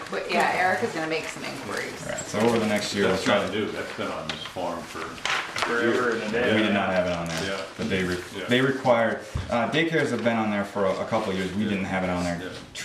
Mobile home parks are a new requirement. Oh, okay. So extrapolating out the mobile home parks, in mine, I met with Champlain Valley Office of Economic Opportunity. They're working with mobile home parks in the state to try to come up with their own emergency operations plans for the mobile home parks that we then can put as an appendix to ours. So I've met with them, and they're working with it for mobile home parks we have here. So that's something that we're working on this year as well. Alright, page 5. This is the high hazard areas. So another new state requirement was adding tier 2 chemical sites. So that's why I added those. What's considered tier 2, tier 1, tier 3, 2 tier whatever? Tier 2 are based on the quantities of chemicals, and there's a quantity per chemical. So if you have a certain amount of acetone, you have a certain amount of road salt. So if you hit those levels, then you become a tier 2 reporter, and you actually have to independently report to the state. So this year I took over the responsibility. The fire chief was doing it. I took it over for the town. So the state, the town garage is a tier 2 because of all the chemicals they have. So we submitted those. These What come. about like Hills Farm? Farms are under a different category. They report to the Agency of Agriculture. But they wouldn't have to be on our list. Well, similar then to at all? daycares, the state has who reports to them, Yeah. and then they have a list of the Essex County Regional Planning EOC thinks there's these other people that should be reporting that aren't, so they're working with them to get them reporting. But similar to the daycares. Not everyone is reporting that should be reported. What about small fuel dealers such as, Jay? Champlain He's got Valley. those Yeah, three trucks there's- parked up there. It's all by threshold. It's all by size. There's a minimum threshold that you have to report. He doesn't appear on here because he doesn't. And meet that the does not threshold. mean that he should not be a tier 2. It just means that he's not reporting. So, Tim Bowden down at Regional Planning is trying to get those people to report. So these are the people that have reported. Okay. But most of these, Ted, are fixed facilities, and that's what the state looks for, are fixed facilities. So- Yeah, and so, Because his are all mobile. right. Correct. But if they sat there more than, I think it's 48 hours, because I know they went through that with the railroad. Right. When I was working at emergency management, and they would leave cars there loaded, and it was a battle. So it's a work in progress. They had us add them to our LEOP. We could only add the ones that have been submitted to the state, and then we kind of have this other shadowed list of ones that we know about, or at least think we know about. You have your secondary EOC at the police station, which we actually used once this year, We did. and I spoke to Bristol Rescue, who is fine with having them be the third in line. Pete, actually none on the planning task force changed because of your changes. Just to let you know, we talked about that today. Right. This is what Pete and I had discussed this morning, who's responsible. Originally on yours, the town select board was responsible for floods. Pete and I discussed and thought the fire department and the road crew should split that. Winter storms moved from the select board to the road crew. Ice storms moved to the fire department. And Is that both fire department and the road crew? Ice storms? I mean, well, I guess we put everybody's gonna be. the fire department is more, it's who's in charge. Yeah, okay. I mean, if we have an Well, ice you just- storm to the magnitude of 1998, Yeah. then the EOC is going to be open and everybody. Right, and to, I mean, you All these just, X's you have more moving up people now, than so- the. So are these, road crew. these These are all- X's are, right? Yep, they all move up. So going across, the select board The drought. for flood, the select board is only for drought, power outages, animal emergencies, and I added another category called public information officer. And the one for animal emergencies that Eric, I didn't have on my list when we talked this morning, should come under the animal control officer. Because they call it an animal/plant, depending on which. Yeah, I went back and forth on that one. And Yeah. we have our animal control officer. Yeah, So well, I think so. actually, he's just a dog warden, he is not an animal control officer. So the select board is Only the dog yeah, warden, yeah. yes, yeah. Yeah. So for those following along from your copies, the town select board, flood moved up to road crew and fire crew. Okay. Moving over, fire is under fire department. Winter storm now is road crew. Moving over one, ice is now fire department. Power outage remains with select board. Infectious disease drops down to the town health officer. Okay. Animal emergency remains with select board. Mass casualty moves to rescue from fire. Hazardous material stays with fire. Public gathering remains with law. Civil unrest remains with law. And the select board added public information officer, which according to was one of the positions in the ordinance that Mark Bouvier, we appointed Mark Bouvier the PIO for the town. All right. Are we going to get a corrected copy of this? Or? There will be one copy of this. If you want another copy, you can have it. But this one gets signed by Teresa and submitted to the state. Yeah, and we get, Yeah, I will there's- forward you out another one. then I believe that, obviously Pete Coffey has a copy, I'll have a copy, the fire department, you'll make a copy for the police department, and so all the parties that need one will have one, including the rescue. And it'll be in your EOC kit. It is, yes, sir. Where's it going? In the tub, in the tote. No. Yeah, those sound great. Yeah, it does. In the tote. So the last page is just the equipment that we have available, so I cross-reference that with the NIMS tasking.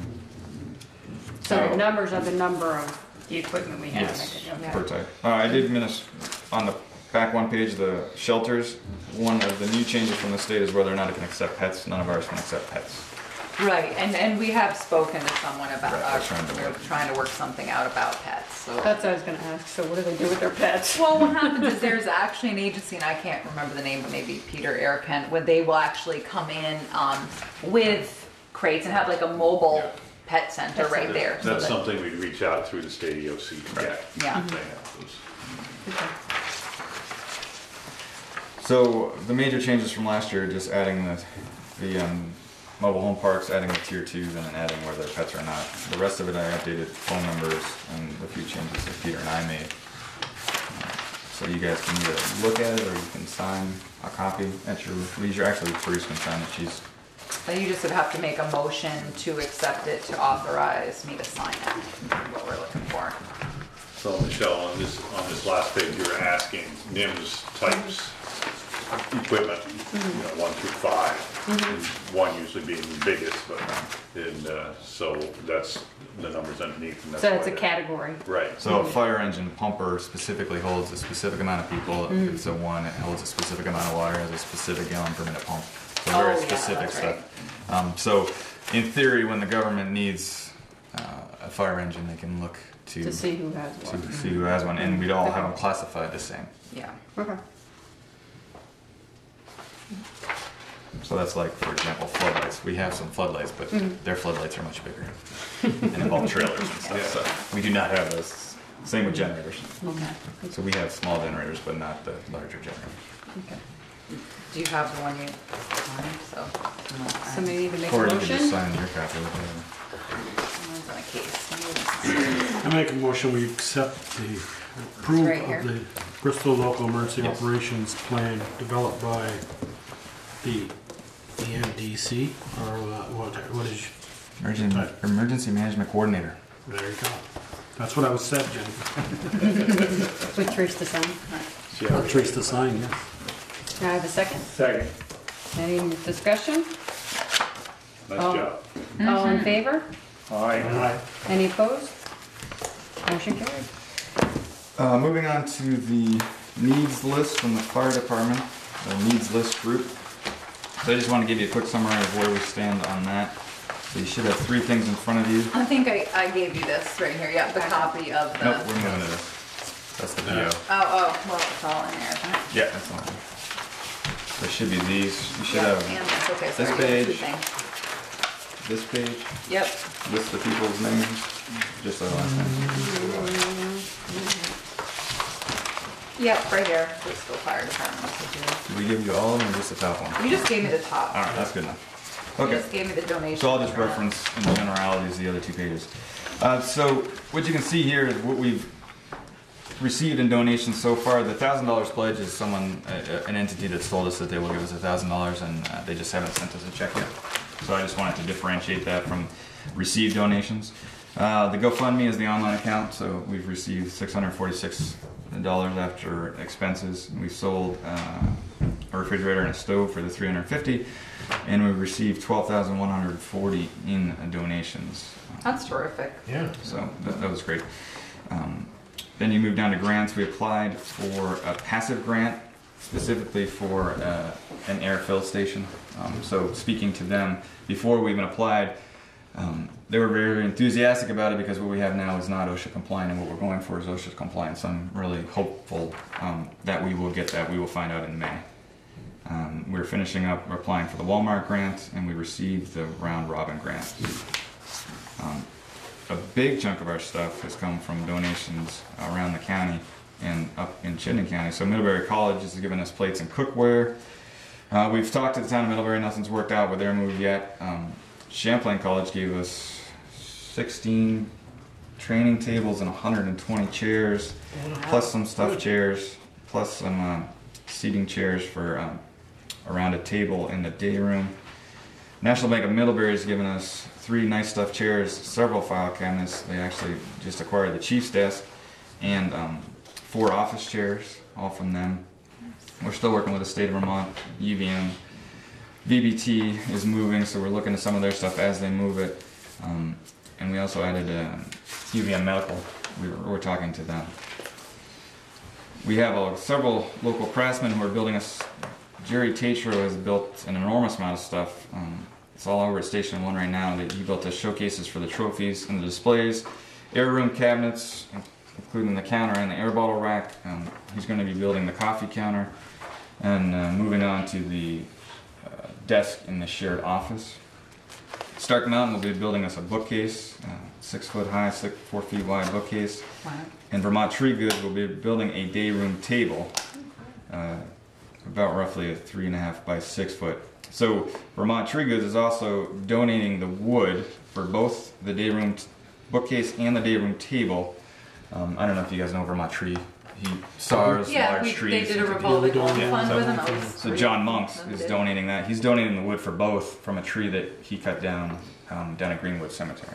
So that'll be nice. That's nice. And Vermont Farm Table is looking into the possibility of a coffee table. So that's kind of the synopsis. Well, you'll see in a minute, we're starting to order some of this stuff. We're still trying to raise money for some of this stuff. We're still trying to figure out exactly what we need in some of the rooms as they come together size-wise.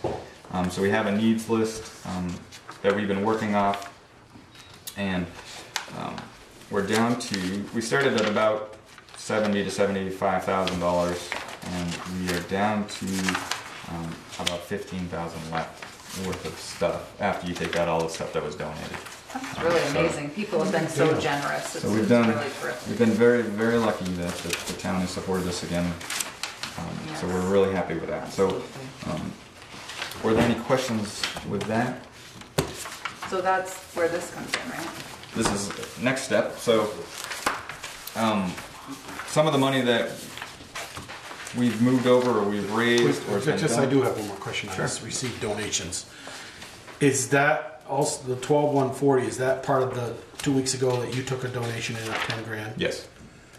So it's 10,000 plus. Okay, so that one donation from out something. Okay, the anonymous donation. Right. Yep. That's in that 12,000. And where does the donation from NH Munsell go into this? Here. Into buying this over to the PO. Right, but you didn't show that as a donation? No. Oh, okay. NH Munsell has had that money donated to it in the past already. So then they're using that donated money to buy stuff for the fire department. So they didn't donate it specifically for this project. It was money that they had already collected over the last several years and through the many, many 20Ks that they had collected. 20,000 of that was that. 11,000 of it was specifically given by Gussie LaVarn and Bill James, specifically for the new. So I wanted to outline that on this. So moving over to the PO, the list all the way down to garbage can, it's about $12,910. That was money that was moved over from the NH Munsell account. We'll be paying for that. The kitchen that's coming from Kittredge? Yep, that is the kitchen that's coming from Kittredge. So NH Munsell had said that they would take the money that they had raised and put it towards that. So that's fully funded by NH Munsell. Then you read down the next couple lines down to personal property boxes. Those are all involved with the ready racks, which are our large gear lockers for our bunker gear that we have. Currently have them in the apparatus bay. They'll move into a gear room at the new station, but because of the expanded room, we needed a couple more. We're going to use the ones we have, but we had to buy a couple additional ones. So money from Gussie LaVarn and Bill James is specifically what's buying those. The Maytag gear turnout washer extractor, that's for those of you who don't know, it's a washing machine specifically for turnout gear. So we don't have to wash it in our own washers or at the laundromat because it's full of carcinogens that we want to get out of them. So we have that. That will be fully funded by that anonymous donation. That anonymous donor specifically wanted to buy things to be used in firefighting related equipment. So we put that up for that. Then the next, the rest of them are the air system fill stations. It's a new fill. You have the fill cabinet which slides the bottles in and then closes the door. If there's a catastrophic failure, it's contained inside the box, where currently we have a box that if there's a catastrophic failure, it'll go up, hopefully. So that with the new horsepower motor, which has to be changed because of the 3-phase power at the new station versus the old station, you have the PSI hose, and then the new valves for that, and then the hourly rate to install it. So all that in comes to a little over $9,000. So the other half of the anonymous donor is going to pay for that, and then the passive grant, if it comes in, will pay for that. Unfortunately, we have to buy it now. We can't really wait for the grant to come in. We're very, very hopeful that the grant will pay for it. We'll cross that bridge too if we come to it, if it doesn't. One thing I had done on mine, I think maybe Pete Coffey had gotten the other one because I realized I was giving up the wrong one. This is a three-way split. This PO, I've assigned it a number, but it's, at the time I didn't realize that it was three. So it's going to cover Kittredge, Reynolds and Son, and Poseidon Air. So these are three separate vendors that are going to cover this. So I think, you know, the motion that you make would be basically to authorize me to sign purchase order 328 because these are sole source vendors. Thank you, and I'm sure that Eric and Brett could attest some of this stuff, and as Speaker knows, you can only get from one person. So, and Kittredge has been someone that certainly Kevin Harper had recommended as far as finding a good deal for kitchen equipment, etc. And then they've kind of worked in the beginning. So we need a motion on this. Yeah, to authorize me to sign PO number 328. Somebody want to make that motion? Is that Peter? Pete. This is a Peter. We're in trouble now. Peter. And somebody want a second? Yes. Any discussion? Okay, all those in favor? All right. Any opposed? Motion carried. $37,169.25. Thank you for your time. Thanks, Eric. Thanks, Eric. Come on up, Brett. Sorry, we're running a little behind. Eric likes to talk, otherwise we'd have been on. Yeah. Oh, Eric. For the night of it. Third meeting tonight. There you go. You got the most important one next. Yeah, when she asked my question on DVR today, how much time, she asked how much time you put in, and you didn't answer her question. Your wife would love it if you said 8 to 10 hours. She already knows how much time I I know she does. So, thank you for seeing me. I'm here this evening to revisit the cost of the hose reel mini pumper truck service. So I was here a month ago, perhaps? Maybe. 6 weeks. We were anticipating approximately a $12,500 service bill from KME, which is the company who has been doing the needed repairs to our hose reel mini pumper truck. And just for those of you who are new, that vehicle is a 2009 chassis and a 1993 body. So the pump on it is 23, 24 years old now. So it hadn't been pulling the prime as good as that truck should. It had failed its last couple of annual pump tests, and it was quite evident it needed to have some service work completed on it. So we sent it over to the professionals over at KME, and they spent a great deal of time with it. And there's a very detailed invoice that you all, I believe, have a copy of in your packets that it itemizes all the work they did. And obviously one of the big chunks of the what is now $1,838. Thank you. Did you hear that, Jen? $14,838.46. So about $3,500 of that was the new impeller that was required for that truck, that one part.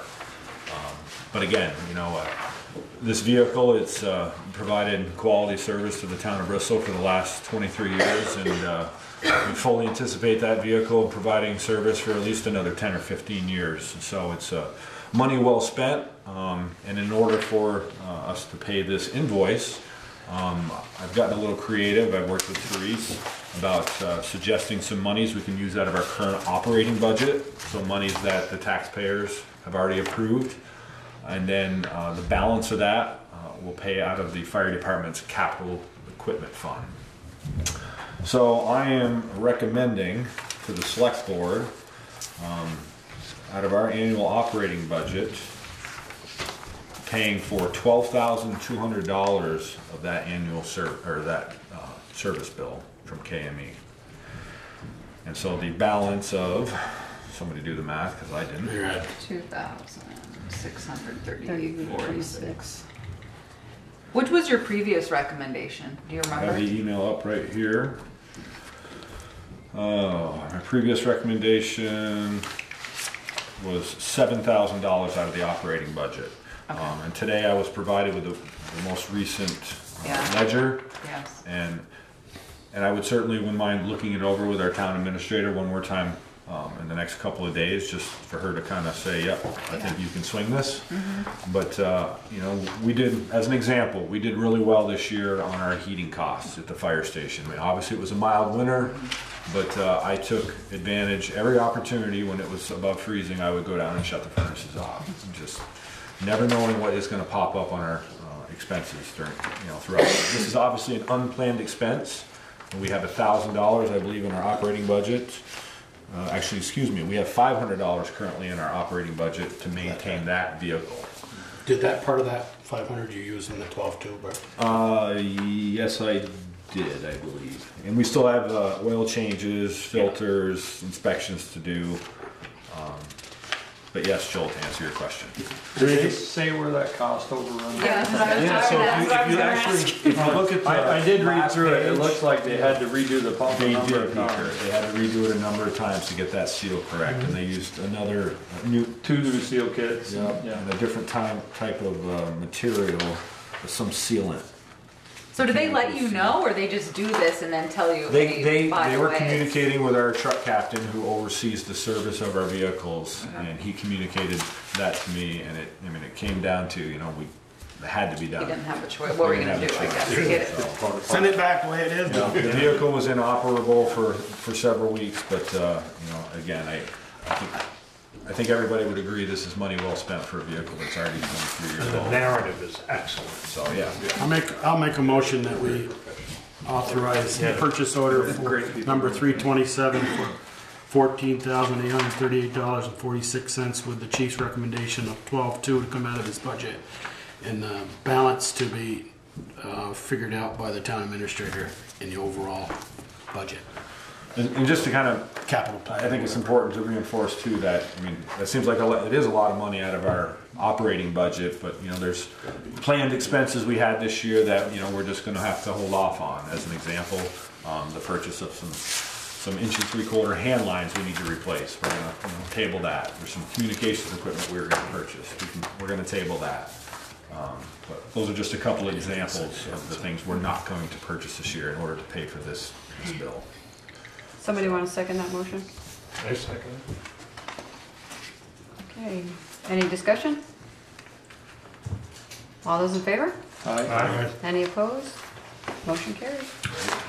Thank you for your time. Well, I would just like to say that I listened to your VPR interview today. You did a good job. I was listening to it tonight. I was trying to eat a salad, and for dinner it was great. You did a terrific job as always, and you always represent the town in such a great way. And it was said there that tomorrow is your 21st anniversary with the Bristol Fire Department. Congratulations. It's really nice. We appreciate the service. So, you did a great job, and it was nice to hear. So, I'm going to send out the link. We're having fun. I'll send out the link to the select board too, so you guys, if you get a chance, you can listen to it or just go on to VPR. I know Pete Coffey has already listened to it, and so it was nice. You did a great job. Thank you very much. Yeah, they called me. I told them you were a lot better spoken. Thanks, Chief. Have a good night, folks. You too. Thank you. Okay. That was funny. It was good though. Moving on, public forum, opportunity for citizens who are not on the agenda to briefly share comments, concerns with the board. I have a comment, concern. Okay. May we approach the board? Sure. Okay. Is this something that can be done in public forum? Absolutely. Okay. Yeah. My name's Katina. It's nice to meet everyone. You could introduce myself. Yeah. Okay. Well, no, so they could introduce themselves to you, is what I'm saying. Yeah. Hi there. Hi. Nice to meet you. Peter Coffey. Hi, Peter. Ted Lyons. Hi, Ted. How are you? Very well. We're no longer neighbors. Right. We already know. Yeah. Michelle Hurley. Hi, Michelle. Joel. Hi, Joel. This is my client. Tyler. This is Tyler Westbrook. Mr. Westbrook and I are here. He has asked me to step in and try to discuss with you all an incident that happened on the morning of the 25th of March. Katina, can I stop you for a minute? Sure. the whole board doesn't know about this incident. Okay. Right, And as this I is told something you. we are going to deal with later on tonight Okay. in executive session. That's fine. So if you want to stay and hang around, you're welcome to come into the executive session with us, assuming the rest of the board is okay with that. This Yeah, is an ongoing investigation. We can't talk about. They can, That's yeah, they fine. just can't comment because they don't I only understand. know what, we haven't had a chance to tell me this, we haven't had a meeting Right, yet. right. So, and of course we met today, which they don't know that. Right. So yeah. I'm just gonna, I'll be brief and I'll be discreet, but I do That want would- some aspect of this to be on the public record because I think it's important to my client. Okay. And I think that it's important to the public. Yeah. But the issue involved a law enforcement officer here in our town. It's my understanding from speaking with the chief and Ms. Kirby that it is being investigated by the two of them. Unfortunately, it's our opinion that the issue was not handled properly at all.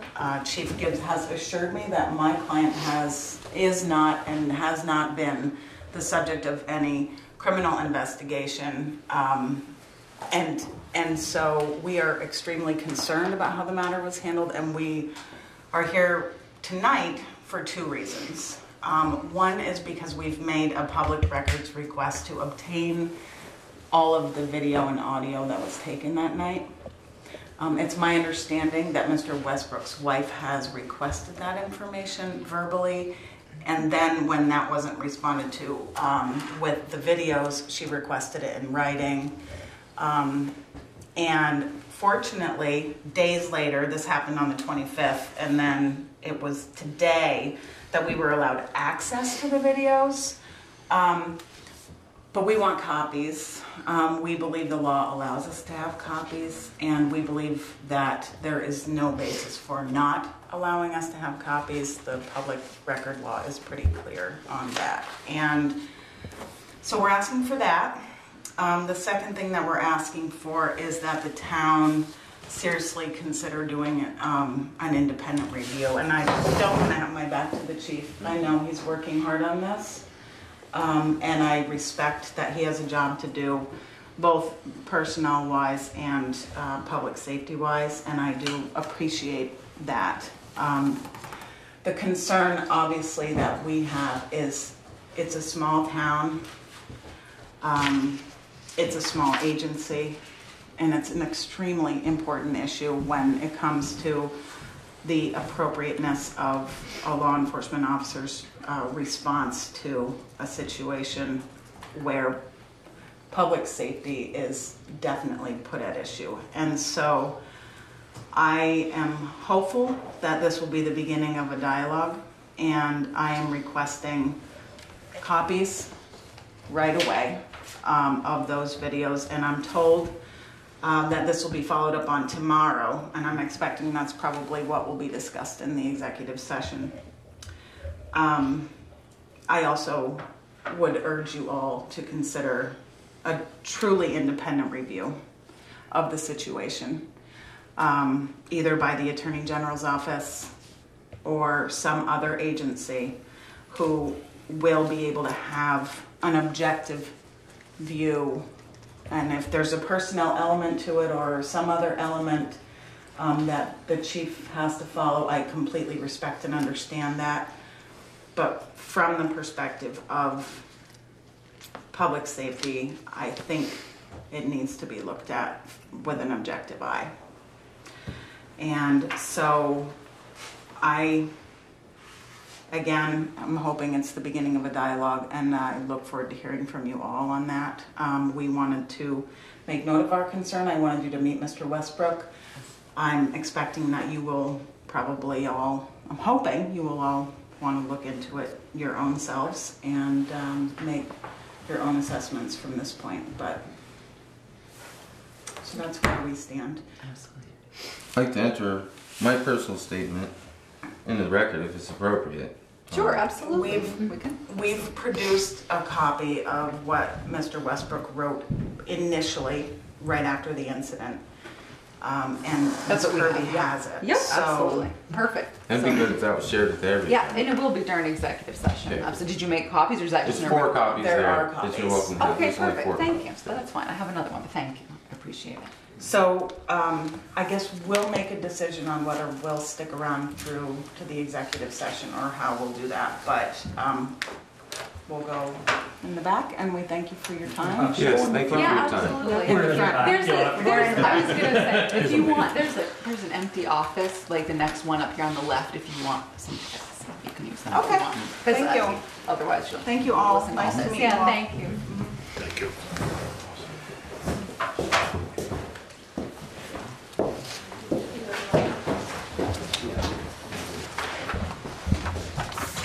Jim, got anything you want to say? No, I think I'll be silent. Okay. I would like to welcome back Jen.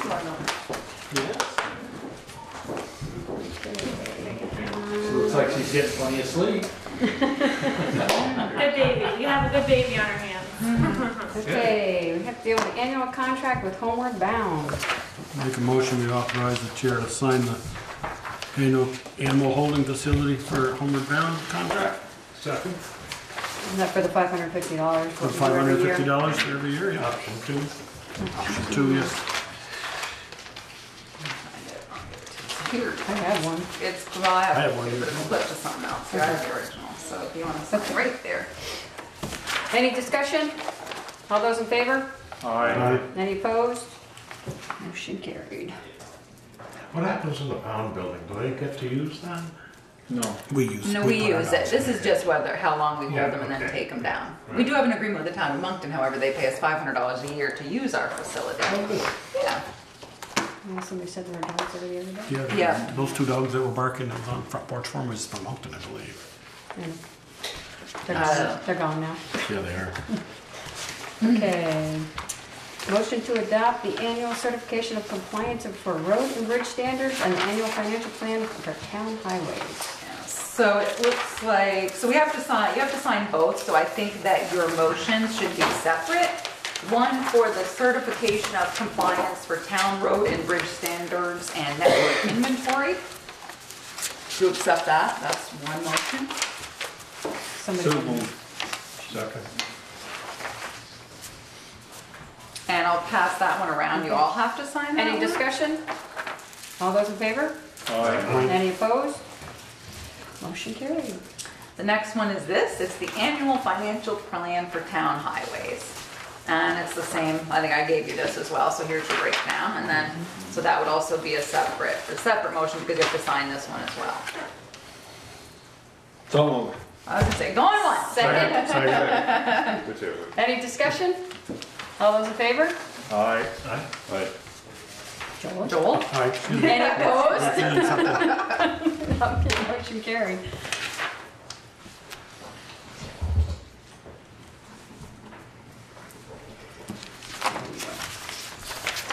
Okay. Thank you very much. Sign it away. Motion to reappoint the representative and alternate to the Aspen County Solid Waste District Board of Supervisors. And the representative is currently Joel Bouvier, and the Yes, alternate okay. is Sally Burrell. Both have graciously, generously agreed Only been to to 2 continue. meetings. I know, well, we were We only late. had 2 meetings. We were late bloomers, so to get us aboard. But they have both agreed to, thank you, Re-up. to re-up if you so. So do we need a motion then? We need a motion. Too? Yep. Reading So motion. moved. Second. Any discussion? And Michelle, you got All those in favor? Aye. I don't think anybody's gonna fight that. Go for it. At least stay out of here, at least. Get my feet wet down here. Thank They you. got a good budget. Yeah, they do, they're nice people. They have good pizza, huh? Yeah. Motion to authorize the Bristol 4th of July Committee to close Park Street for parade. So moved. You wanna let I somebody think it's the die? safest thing we've done in a long year. Close that back of the park and it worked out well last year. Any discussion? Ted, Pete, I assume you know what we're talking about. Yeah. Oh, because you're on the committee. All those in favor? Aye. Any opposed? Motion carried. Okay, motion to expand the water district. I'm gonna take that one at a time. Yes, that's why I put the. So you had your public hearing, which was required by the expansion policy.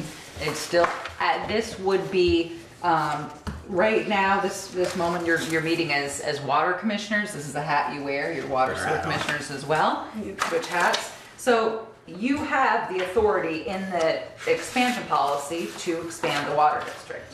So, but it takes a motion to do that after your public hearing. So I move we expand the water district. Second. Any discussion? I think we should maybe outline the. Where? Be more specific. From West Street to Top of the notch to the Haven Town line up the mountain. All right, what'd you say, West Street to Lover's Lane? Is that what you said, West Street? West Street to Woodland Apartments. The Woodland Apartment, okay, thank you. And I'll second. Okay, any discussion? All those in favor? Aye. Any opposed? Motion carried.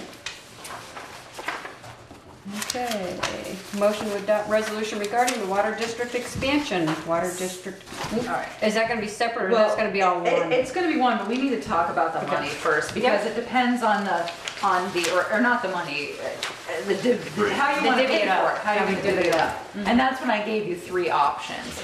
One of the things we had discussed, and I think certainly Peter, Joel, and Michelle can attest to that, is we had talked about, at one point, about putting more of the burden onto the water users, but when we sold the 2.6 acres at the bottom of Lover's Lane, taking that money and making it into as a deposit into the water capital fund, and that was approved by, that was approved by Paul Giuliani, but it seems we've gone away from that. So I didn't include that in here. I gave you three different options, divvying up in the ways in which they had been discussed.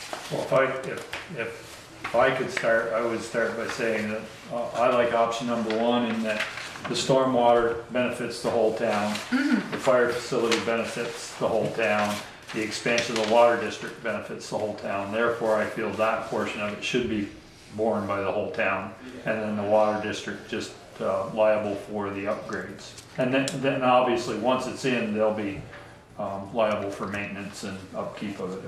It will no longer be the town's responsibility. But being that those three things benefit the town, I don't think that that should be borne by the water district. I agree with that. Okay. What is your thought, Teresa, the board to, and then you're saying the water district is going to eat the $490,951. Yes, because it's already. That's their response. We'd be doing that if we didn't go over the district, and I agree with that. Right. Is taking that and really, it's 45% of the USDA grant we're getting for the entire project, correct? Yes. Yeah. 40, yeah. We take 45% of, basically split it. I mean, we pay 45% of that 629 with the grant. 624. 624, excuse me. And then the 490,951, we pay 45% of that out of the grant. Yeah. So what's going to happen is basically this is for me to calculate the bond payment. We know what the bond payment, when you take the bond payment, we know it's going to be the 1.1 million, you're going to subtract the 45% forgiveness, you're going to subtract the 22.4, you're going to subtract some stuff and come to the bottom number. This is a way for me to allocate that into the town budget. Right. To say, okay, well, the water district is going to pay, 44.03% of the bond payment. Then I'll have to divvy up, the stormwater will go under the highway budget, just like the ERA money had. Fire facility addition, I don't know where we're going to put those in the budget, but we'll find a place for them. So my last question is, no, it won't be my last. I never say my last question. The 490,000. If we just said if we didn't have anything on the West Street right now, and we're just going to do from Maple to Airport Drive, because we know we got those leaks, would this board, as water commissioners, have to get the public approval, or could we do that? Could we do that under our? I'm sorry. We would require a bond vote. We would have to get public approval. You'd have to require. It would require a bond vote, yes, and because From our district users only. No. Because when you're Just 'cause- borrowing, you're borrowing under the full faith and credit of the town of Bristol. So that's why when you read the packet, you'll see it's how the warning is worded. It's going to be how the vote is warned. It's going to be, okay, the bond payment has to be passed by the entire town, but it's going to say in parenthesis who's going to be responsible for what portion of the bond. That's how we did the tank on the hill, and we did North Street from Pine to Plank Road and down Plank Road past Peter's house. Did we bond for that or just borrow that money? This $490,000 we have to do. You bonded for that. The So tank did is we have still a complete USDA. town vote for that or just a district vote? Well, it was before for I even resided in for Bristol, the but- North Street project, I believe it was just a district vote because I believe there was, and I may be wrong, I believe there was bond money left over from the water tower. And we used that money to That do could the be. North Street extension in Plank No, Road. the water reservoir was the entire town. That I know And that's been it's, paid only by the users. because it's right, but it was a USDA. That was a USDA no, so it would have had to have been voted on by the entire town. Because that's what you're doing. It's the full faith and credit of the town. That's who they want to be Right. guaranteeing this, not 640 users. So it's one of those formalities.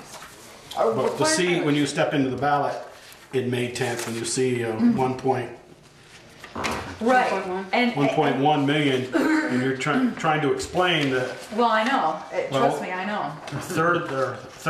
half of that's going to be paid by the users. Well, and that's what we're going to say. If you look at the article It's that going to I be hard to explain drafted. that inside the ballot box. Well, and that's why I've drafted it to be this way. It says the general obligation bonds the town of Bristol an amount not to exceed 1.15. We have to list the whole amount, even though it's going to be offset. So that's why, as soon as we do this tomorrow, I am calling 802 printing, and I'm getting postcards made, and we have got to pass this bond vote, so we need to educate the voters. But in parenthesis, I'm going to put 55.9% of bond payment to be paid by town tax revenue and 44.03% to be paid via water department user fees. In parenthesis, that's why I did that on here so you could see what it would look like. But we are going to have to we're going to do another public hearing next week, April 18th. Where do we tell them about the forgiveness? You can't tell them about the forgiveness in the article. All you can say is subject to reduction from the receipt of available state and federal grants and aid. What we're going to do is put stuff on Front Porch Forum. I'm going to call the newspaper. We're going to do a mailing to folks. We've got to sell this. And that's the only way we're going to do it. And that 45% is the minimum. No. No? Excuse me. Try my throat. We got no. The letter came from USDA. Remember, I had to do a packet about this thing for the preliminary. No, that's what we're getting. Okay, because when we first started discussing this, that was the minimum. Yeah, well, yeah, I just exactly. wanted to be. No, now they're giving us the up to 45%, and we are waiting for their determination. I'm hoping that when Jamie and Jamie Simpson and Alan Heisinger come next Monday or following Monday, not next Monday, the 18th at 7, that we have two answers from the USDA. One, that we know exactly what their offer is, and the answer to Ted's question from a couple weeks ago, which was how long is the offer good for? As of right now, we don't know, but Jamie was trying to find that out. But no, they gave us the up to. Because when we had that original meeting, it was 45% up to possibly 90. Yes, I know. And then there was a supplemental that came in that I was working, that I've worked on with another gentleman from USDA, saying, Therese, if you fill out this stack of paperwork, there might be other pots of money which won't increase your 45% forgiveness, but could makes your loan that much more appealing to them. And so, I did that as well. So, but we can't, this is just part of the, to move forward, so. Is there any word on the state schedule for repaving West Street? Yes, I finally, we had heard, we thought it was going to be next year, 17-18, but it's not. Now they've moved us out. I spoke to someone last week and they're saying, oh, no, now you're 3 to 5 years out. Yeah. So, which is, it's good because we need to get the water line upgraded because we're losing water, which means we're losing cash from the user fees. And also the stormwater. We have a serious erosion problem across from Martin's Hardware, and the road foreman is very concerned about that. And so by replacing the drop inlets, I had hoped to, I was writing a structures grant, which I wrote, and we were looking for hopefully $175,000, and the state is telling us that drop inlets are not structures. So we do not qualify for that And grant. then we don't qualify for the other one because it's a class 1 road and not a class 2 Yeah, road. so we have been on the phone, this last week talking with people to try to do that. But Peter Bouvier, road foreman, has said, Teresa, I think that the select board should take $100,000 out of the capital road budget to offset the stormwater upgrade. And I think that's fair, and I think I might have noted that. That was in there. That was mentioned. And we do get extra money from the state for that class 1 road. We do get get about 12,000. Yeah, state highway aid, and it's in the form that you just signed earlier. So we do get state highway aid. So it's one of those situations, just like when you did the ERA money, when President Obama had wanted to put in all the money for infrastructure. You did the same thing then. You took advantage of that, and you did a huge stormwater project, and you got the forgiveness, so you were able to do, what did you do? You did over $1 million worth of work for half the cost, and that's The big dig. yeah, the big dig. That was $1.5 million. Yeah, We got 750,000. oh yeah, thank you. Yeah, because we do get $13,000 a year from the state aid for this road. So, anyway, so that's. So what we'll do is obviously we'll start publishing, things, and we'll do another hearing next week, which will be very informational to all of us about how the USDA works and the application, and which is. You can see, I wonder if I brought it out with me. I did.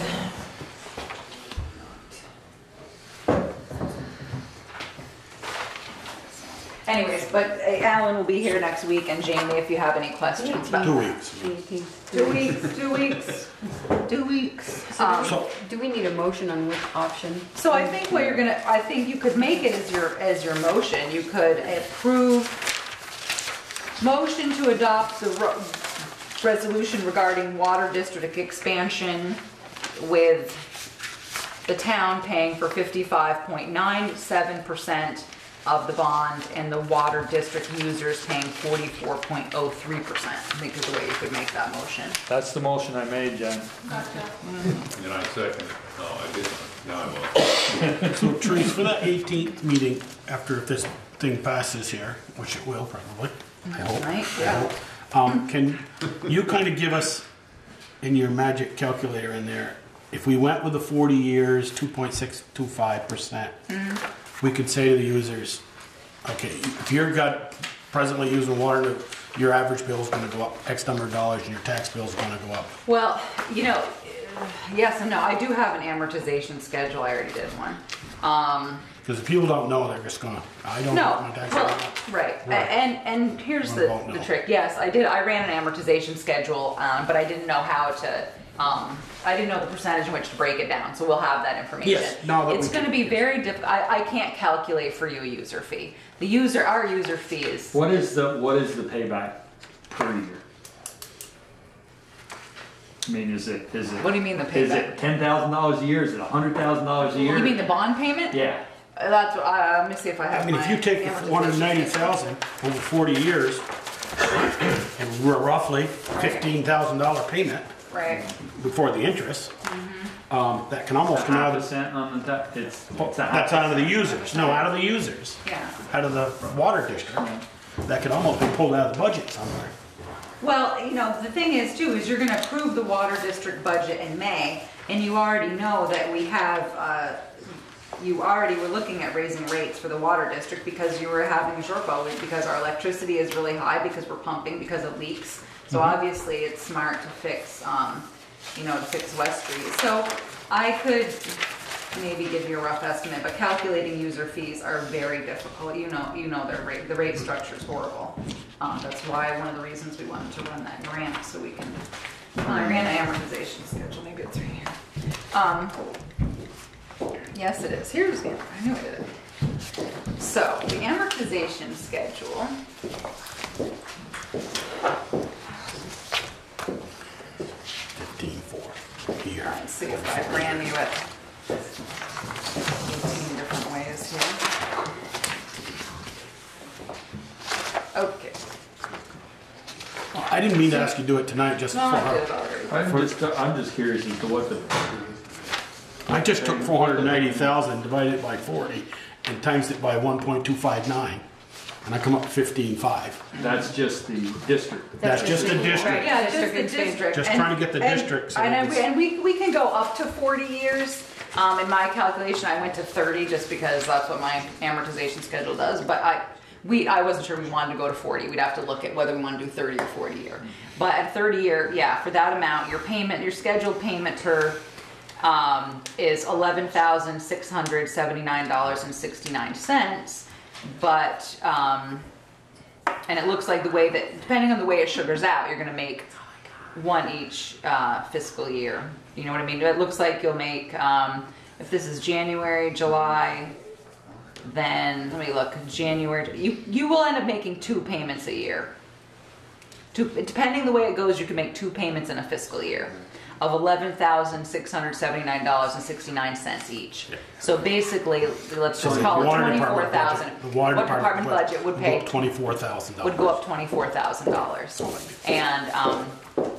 And that's on the 490? That's on the 490. That's if you went 30 years. I'm looking at 2.5. And that's figuring no forgiveness. No, she's figuring. Right. I'm figuring the straight up no forgiveness. Right. Okay. Mm-hmm. Yep. Because that's what we have to sell to the voters. And so, but if you have that, you'd be looking at, $12,000 a year. But right now, we know we have an issue with the water budget. So, but I can't tell you. I can tell you that probably on your average billing, and Jen will correct me if I'm wrong, that when you bill water, it's about $68,000 to $70,000 every quarter. So that gives you an idea how much user fees you're generating and how much you're. And Peter, to your question, if you take the 625 and you divide it by 30 and times it by the percentage rate, I come up to about 3/4 cent. Yeah. So what I want to do is speak to, I've got my information from Jim Plouffe, which was great, and then he was good about it, giving us loan amortization schedules, but I know the rate has changed a little bit. So we also need to look at, I think what we need to look at is 30 year versus 40 year. 30 year might be, I want to look at how much interest we're going to pay. Well, the other side of that is we're going to have to do other repairs, other major repairs in that time, and we probably don't want to stretch it out any longer than we have to. Right, exactly. So I would like to. The tank is 40 years, but that's coming, that is due up 2025? I thought it was 36. I'd have to look at, I don't have what I would need is the town report. Yeah, I think it's 36, but I don't have a town report in front of me, Joel, so I could crack that open. And I don't have an audit in front of me either. I could look it up for you, but I don't know. So we have a motion and a second. Do we have any other discussion? Ted, were you okay with option 1? Yes. Okay. Any more discussion? Joel, were you okay with option 1? Oh, 1? I'm okay with option 1, yes. Right. And the motion. So all those in favor of the motion? Aye. Any opposed? Motion carried. All right, so I'm going to pass around the resolution, or just the second page, actually, and you'll see your names. You sign above your name, please. Now you can do warning, right?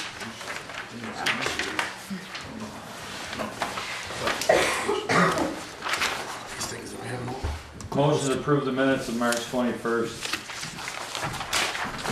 You just relax a minute. We have another part that we haven't finished. Oh, we haven't finished yet?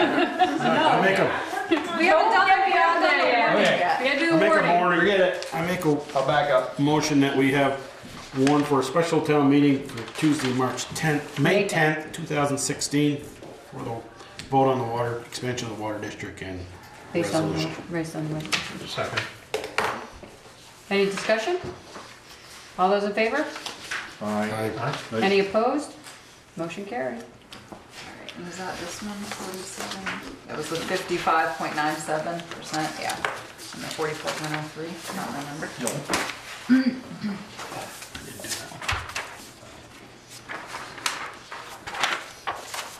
probably already did it. Yeah, I I'm did. just passing it back. Oh, okay. Okay.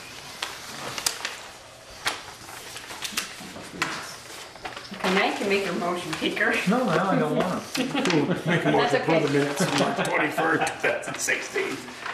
Second? Make them change it, because yeah. To accept, I have a question about it. Okay. This paragraph begins with Therese Kirby. Yeah, I would love to figure out my 2016-17 tax bill by multiplying the 15-16 bill by 14%. I know, that's It should be what- 114. Well, I was just saying that what I'd heard were some people were taking their taxes and saying they're gonna increase by 15%, so they were taking their tax bill and then No, it says multiplying it by. Multiply the current tax bill by 14%. It should be 114%. Okay, The increase. I can ask her Increases, to, change the minutes. Yeah, I had one And correction to restate. Joel, I'm assuming under 13 that you did not mean you wanted to pay from Carterville to Upper Meehan. Yeah. No, I'm sorry. Yeah. I don't have the minutes in front of me. so- Yep, and thank you for telling that to Pam, and I will give her the That's a long 114%. way. Yeah. Well, Pete was in the office when I said something Number to Pam. I nine? said, Number "That nine. cut into And Pete's what was budget." yours? Yeah, Where did you have a change, Like to Michelle? see Carterville.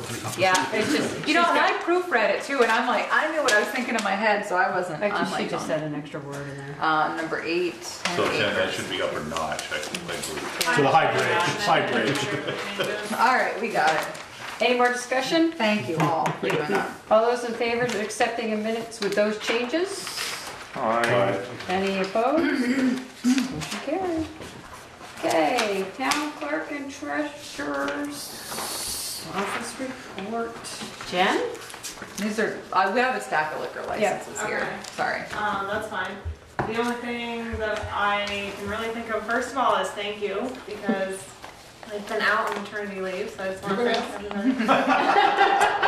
And, so I really appreciate, especially Pam and Therese and Eric Foran have done a great job covering for me, so I'm very appreciative of that.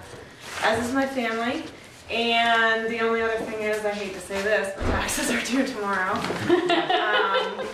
So you have till midnight to drop them in the box and... Midnight tomorrow. You'll be late. So that's the only things I can think of. Thank you. Okay, so we have liquor licenses. I will pass these around. Yeah, Michelle has them. We have snaps, liquor consumption and outside consumption permit, almost home, and big wheel. Big wheel. So big wheel's one I didn't have on the agenda because it came in today, Jen, I think. I don't know. It was on the chair. So Snaps is 2, And right? Snap's Outside one. outside consumption permit has not changed. It's still the same location. You've seen it up there with the posts and the little white chain, And they're gonna keep it within the... Half of the side, Right. half of the They're half cement of part of the Half of the sidewalk. cement part of the sidewalk. Not half of the That's the entire deal. sidewalk. Yeah. There's two boxes, you go down through 2 blocks. Most of So them the curved to the building. bills have all gone can't walk around, everybody's looked at them? Okay. Any questions on the invoices on those? Okay, select board concerns. Peter, we'll start with you. I'm good. Actually, I did, Pete. Nope, you're done. Pete and I met with District 5 to discuss the grant up in the upper notch, and Yeah. we're applying for a structures grant now instead of a Better Back Roads grant. Is that for the hill? It's for the slide. Slide. Yeah. Yeah. So that looks good. They got money they're trying to give away, and they wanted to give away more than we were asking for, so. That's a structure, but a drop-in inlet, is Well, that we a have to structure? build, we have to build, we're Yes. using exactly the same plan we submitted, only we're using what they call the mafia block, the 4x4x2 block, and building a retaining wall instead of That's using. how high? How high is a retaining wall? 4 feet in the ground, 8 feet high, so 12, total of 12 feet. feet. And instead of using 4-foot rock, which would Right. Yeah. look halfway decent, we're using concrete. That's, So, yeah, and she's been gracious. She's yeah. offering help write the grant. Peter Bouvier did call me today after when I saw you, but we're gonna meet on Wednesday. I talked to Randy Snelling Easter Sunday at church, after church, and Jan's about it. Mhm. He said you'd gone and looked at it. Yeah, they were very helpful. That it, Peter? That's it. Pete? I'm good. Ted? Awesome. Joel? Just the light out here. Remember we talked a month or so ago, a couple months maybe now, about the square thing that The do not turn. do not turn. Mm-hmm. Where did we leave that? I haven't done anything about it yet. I just haven't had a chance to write to anybody. Because I just didn't want us to accept that. They're going to ask us to accept this. Well, you intersection. already accepted it. So now that's on us. Well, we didn't have a chance to accept it. They accepted it. Basically, the state had to come and accept the program. And since then, I found a crack in the sidewalk. And I wrote to Emily Charrington and said, look, Emily, there's a crack in the sidewalk. I sent her photos. And she said, yeah, I'm probably not going to get them back to fix that. I was like, okay, great. That means that tar in that section is probably not going to be I pulled was just up. gonna ask that. The Probably, yeah, the patch. Probably no. That is a different That thing. was on us. That's Champlain Valley Telecom. They've agreed to fix that. When yes, as the weather gets nicer, they've agreed to fix that. And Peter Bouvier, road foreman, has agreed to caulk that piece where it's cracked. But as far as your light, I do have. I actually need to schedule that. I think for an agenda item because I have your photograph that your brother took, and I thought the select board we were going to Well, I'm talk not talking about so much that. When Peter Ryan said he almost got hit in the walk because somebody Yeah, we talked about turned the right right on turn, red. and then we want to put one of those squares up there. Do not turn right. Right, and then stop me if I'm not remembering this correctly. I thought that I wrote to them already and gave you their opinion via an email. I told you that they said no and why. I thought you Yeah, gave us. Jen's dog. Yes, I remember that. They I thought it was had your opinion said, on was if turn we- left, turn lane. But It not on was. It was if we turned right. But I'll revisit. I'll find the email and jog my memory because. Yeah, I'll do yeah, that. I mean, they recommended it was a liability issue if we put it They- up, and yeah, we were saying, that's well, right. Heinsberg has it, and That's Middlebury has it at the courthouse. So she's right. That's what they said. That if we did that, then it was a liability to us. And so, but let me just go back and find the email and Bigger jog liability. everybody's memory because Peter and Ted are new to this, and it's been a Yes, while, and I I'm know they rusty are, on the so it's one of details. It's a bigger liability the way it is now than Well, without exactly. a curb So- sign. Right turn, no right. And it's late, so I won't on- ask you about that. We were going. Sometime we're going to discuss either going with the bond. You brought us numbers way back in December about whether we're going to go bank financing over bond payment, or go through the bond bank for the fire station. And I don't know where that. It's nowhere right now. We're just kind of sitting. We're holding on that. We've had the vote. It looks like I think that we'd agreed we were going to go through the National Bank of Middlebury. Actually, I'm pretty sure that if we look back at the minutes, you guys already agreed to that because it was a better situation. We got approval from the bond bank attorney or from our attorney. I call him the bond bank, the bond attorney, Paul Giuliani, and. We haven't had the closing yet, so we're kind of in a holding pattern. But I believe that we already agreed to that. We'll look back in the minutes. I know we did. Okay. All right, that's all. All right, so no right on red, question mark. I will make myself a note to find the email exchange. Because you talked about putting a post up with a sign. We did, yeah, that's And we right. said we'd rather have the standard thing that you look up. Yeah, and I'm the pretty lights. sure he told us it'd be our liability, but you know what? Let me just revisit it. It's been a few months and I'm a little rusty on the details. And then we can get Peter and Ted and they can be incredulous against the state just like we are. So we'll fix it all. So let me make a note to do that, Joel. Okay, that's all I had, those two things. So I'd like to say congratulations to Josh Ote, who got the certification title of Master. Odie, sorry. Master Interdictor, right? Yeah. Right. Kevin, you want to give a little, because you gave us, there's only a certain number of people who have it. 50 in the country. Okay. And Josh got it. So congratulations to him. Another thing I have to ask you, Therese, is on the revolving loan fund, we have one who still hasn't paid since October. Nope, they paid the other day a little bit, and then they've come in, and we had a conversation. I made a note in their file that they're doing what they can. Okay. And so I come in Jen's absence. I spoke to him and made a note in his folder. So we're slowly but surely. Okay. You're up, Therese. Okay, so Well, I quickly, just want to thank the chief. I went to the presentation Wednesday night of the Chief of Police? Chief Gibbs did a presentation last Wednesday night. Yeah. Oh, yes. For the sex offender Yeah. registry. Yep. And it was very good. 3 of the movie, or the cameras are there, news stations, and there were some good questions from the public, so it was good. Nice, that's great. So Bristol Core has requested to place temporary signs on lampposts for flower basket sponsorship, and here's something that they've mocked up. I'm going to pass it around. It's going to be hooked to the lamppost if you agree, with a like a plastic concrete tie. Is that the word I want? Concrete tie. Zip tie. And but they can be taken off. And we had talked about this before. The town did not want to spend money to feed and water and plant the flower bushes, and we had talked about them possibly getting people to sponsor them, but it was not an expense the town wanted to take on. I talked to the zoning administrator, Eric Forand, about this, and it's not covered in our zoning ordinance, but they feel like it would be a nice thank you for people who sponsor, because they're asking for a couple $100s, I believe, a basket, and it would be a nice little thing. So I told them that they would need select board approval before I wasn't going to let them do this until we had select board approval, so we'd need a motion to yes or no to them. And he's saying 4x3, silver or gold with black letters. 4 inch by 3 inch. 4 inch by 3 inch. Well, you can tell it's 4 inches by 3 I'm just making it clear to the TV. And you guys get the option of silver or gold with black letters if you approve this. Why isn't it put right on the flower box? Because when they come down, they have all the hanging. Yeah. Got it. I'd say it's silver and black They will lettering. replace them each year, or are they assuming that someone's going to continue? They'll have to replace them each. I think I can't remember what Ian told me, but it was a very inexpensive price to get them made. But yes, they are hoping that some people will sponsor again, so they're going to save them each year. Yes, yep, that's exactly right. So Joel's saying silver. I would think the silver wouldn't stick out so much. So it's up to you. Whatever you make for a motion, Joel. Is that your motion, Joel? I'll make a motion that we allow them to put them 4 inches by 3 inches, silver in color with black lettering on the lamppost. Okay. To be removed when the flower boxes are removed. Yep. Or put up only when the flower boxes are up.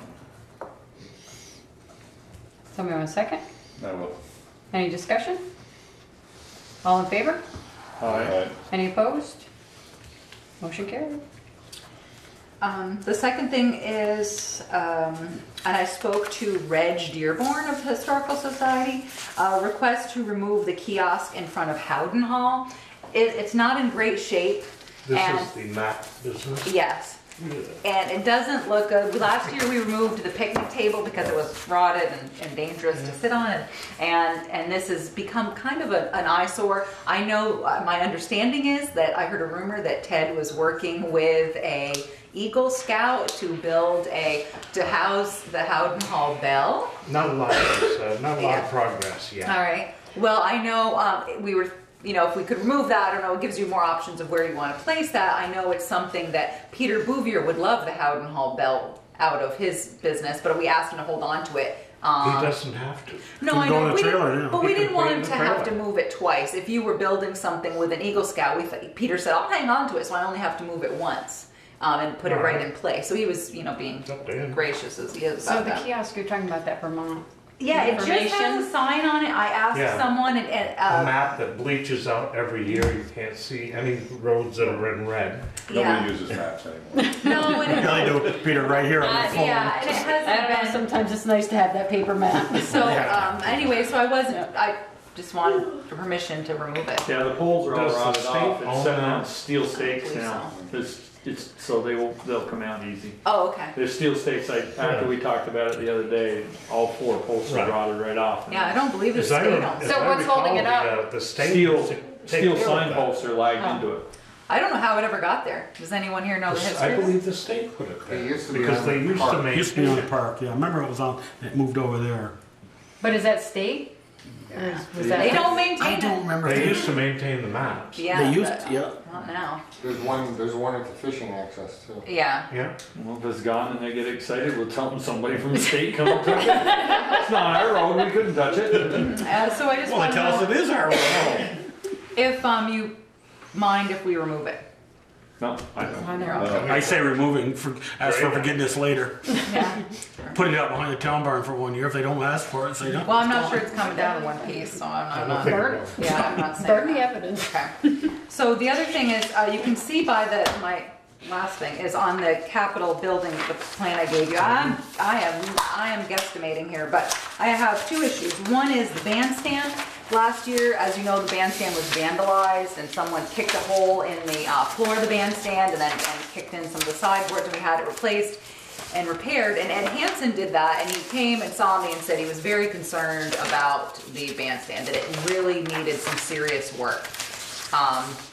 That when he ended up getting underneath, there was a scooter underneath it, and he has some concerns about the bandstand. So I think we need to look at getting work done on the bandstand. To what degree, I don't know. I need to get over there and look through to see what we're looking at. The other thing is the porch right here, the side porch entrance to Holly Hall to go into the rec office is now sectioned off, so you can't access it because there's a couple rotting boards there. So we have to get some work done there. And we also have the library roof, which the emergency exit to the library roof, we were very lucky. There wasn't a lot of snow on there. Joel and I looked at that last year, and that's going to be another thing.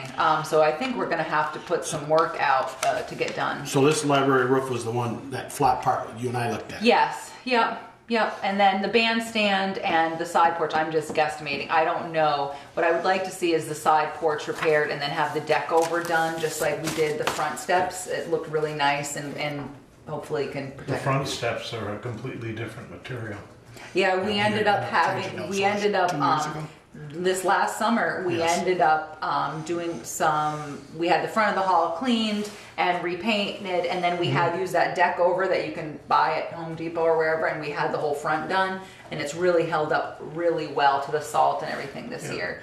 So, So can I ask the side porch on Holly Hall, is that just the decking, or is that you're gonna have to do something with the whole thing? I don't think the whole thing. We have to remove the lattice and get under there and take a look at it. I went over there and looked at it, and it's just the deck.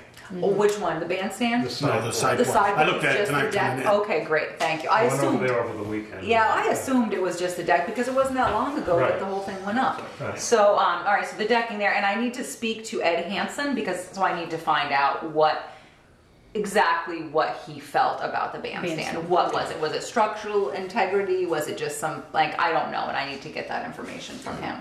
While you're talking about the bandstand, are we any closer to getting the camera back on that? No.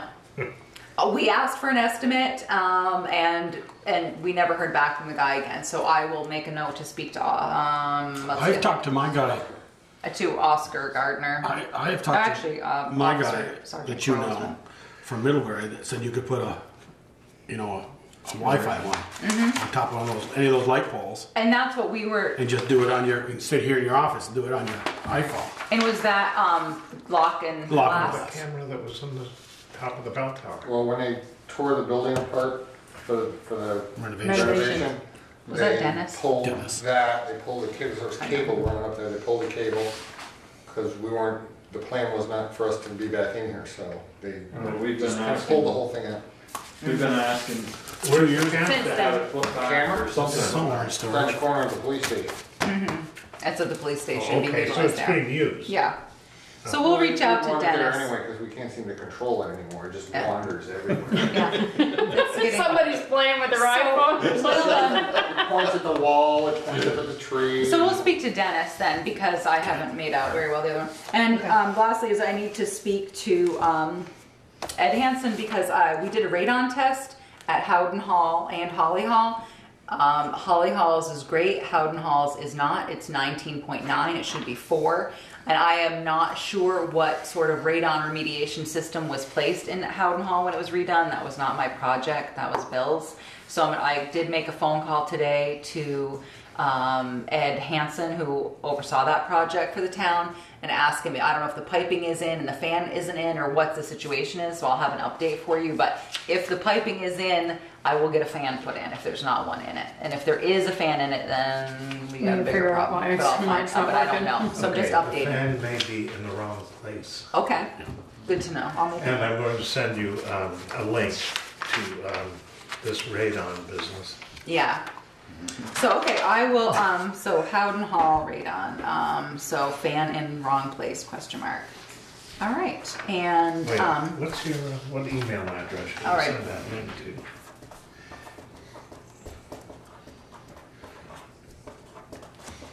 Oh, okay, good. Well, yeah, so you're on to 13. Okay, somebody's gonna read. You're up. That's it. Keep it last time. I think it's great. Okay, motion to find that premature general public knowledge of confidential attorney-client communications made for the purpose of advising the town in pending or probable civil litigation to which the town is a party would place the town at a disadvantage as we need to discuss a counter offer. Any discussion? All in favor? Aye. Any opposed? Okay, motion carried. Next? Hey, you gotta read the next one. You gotta read the next one, Pete. Next one. Motion to enter into executive session to discuss the pending or probable civil litigation of the alleyway to which the town of Bristol is or may be a party per 1 VSA blah blah blah, and the appointment, employment, and evaluation of public officer or employee per 1 VSA 313A3. You want to, you got a copy of that, Jen? Yeah, I guess. Somebody second? Second that? Second. Second. Any discussion? All in favor? Aye. Any opposed? Carried.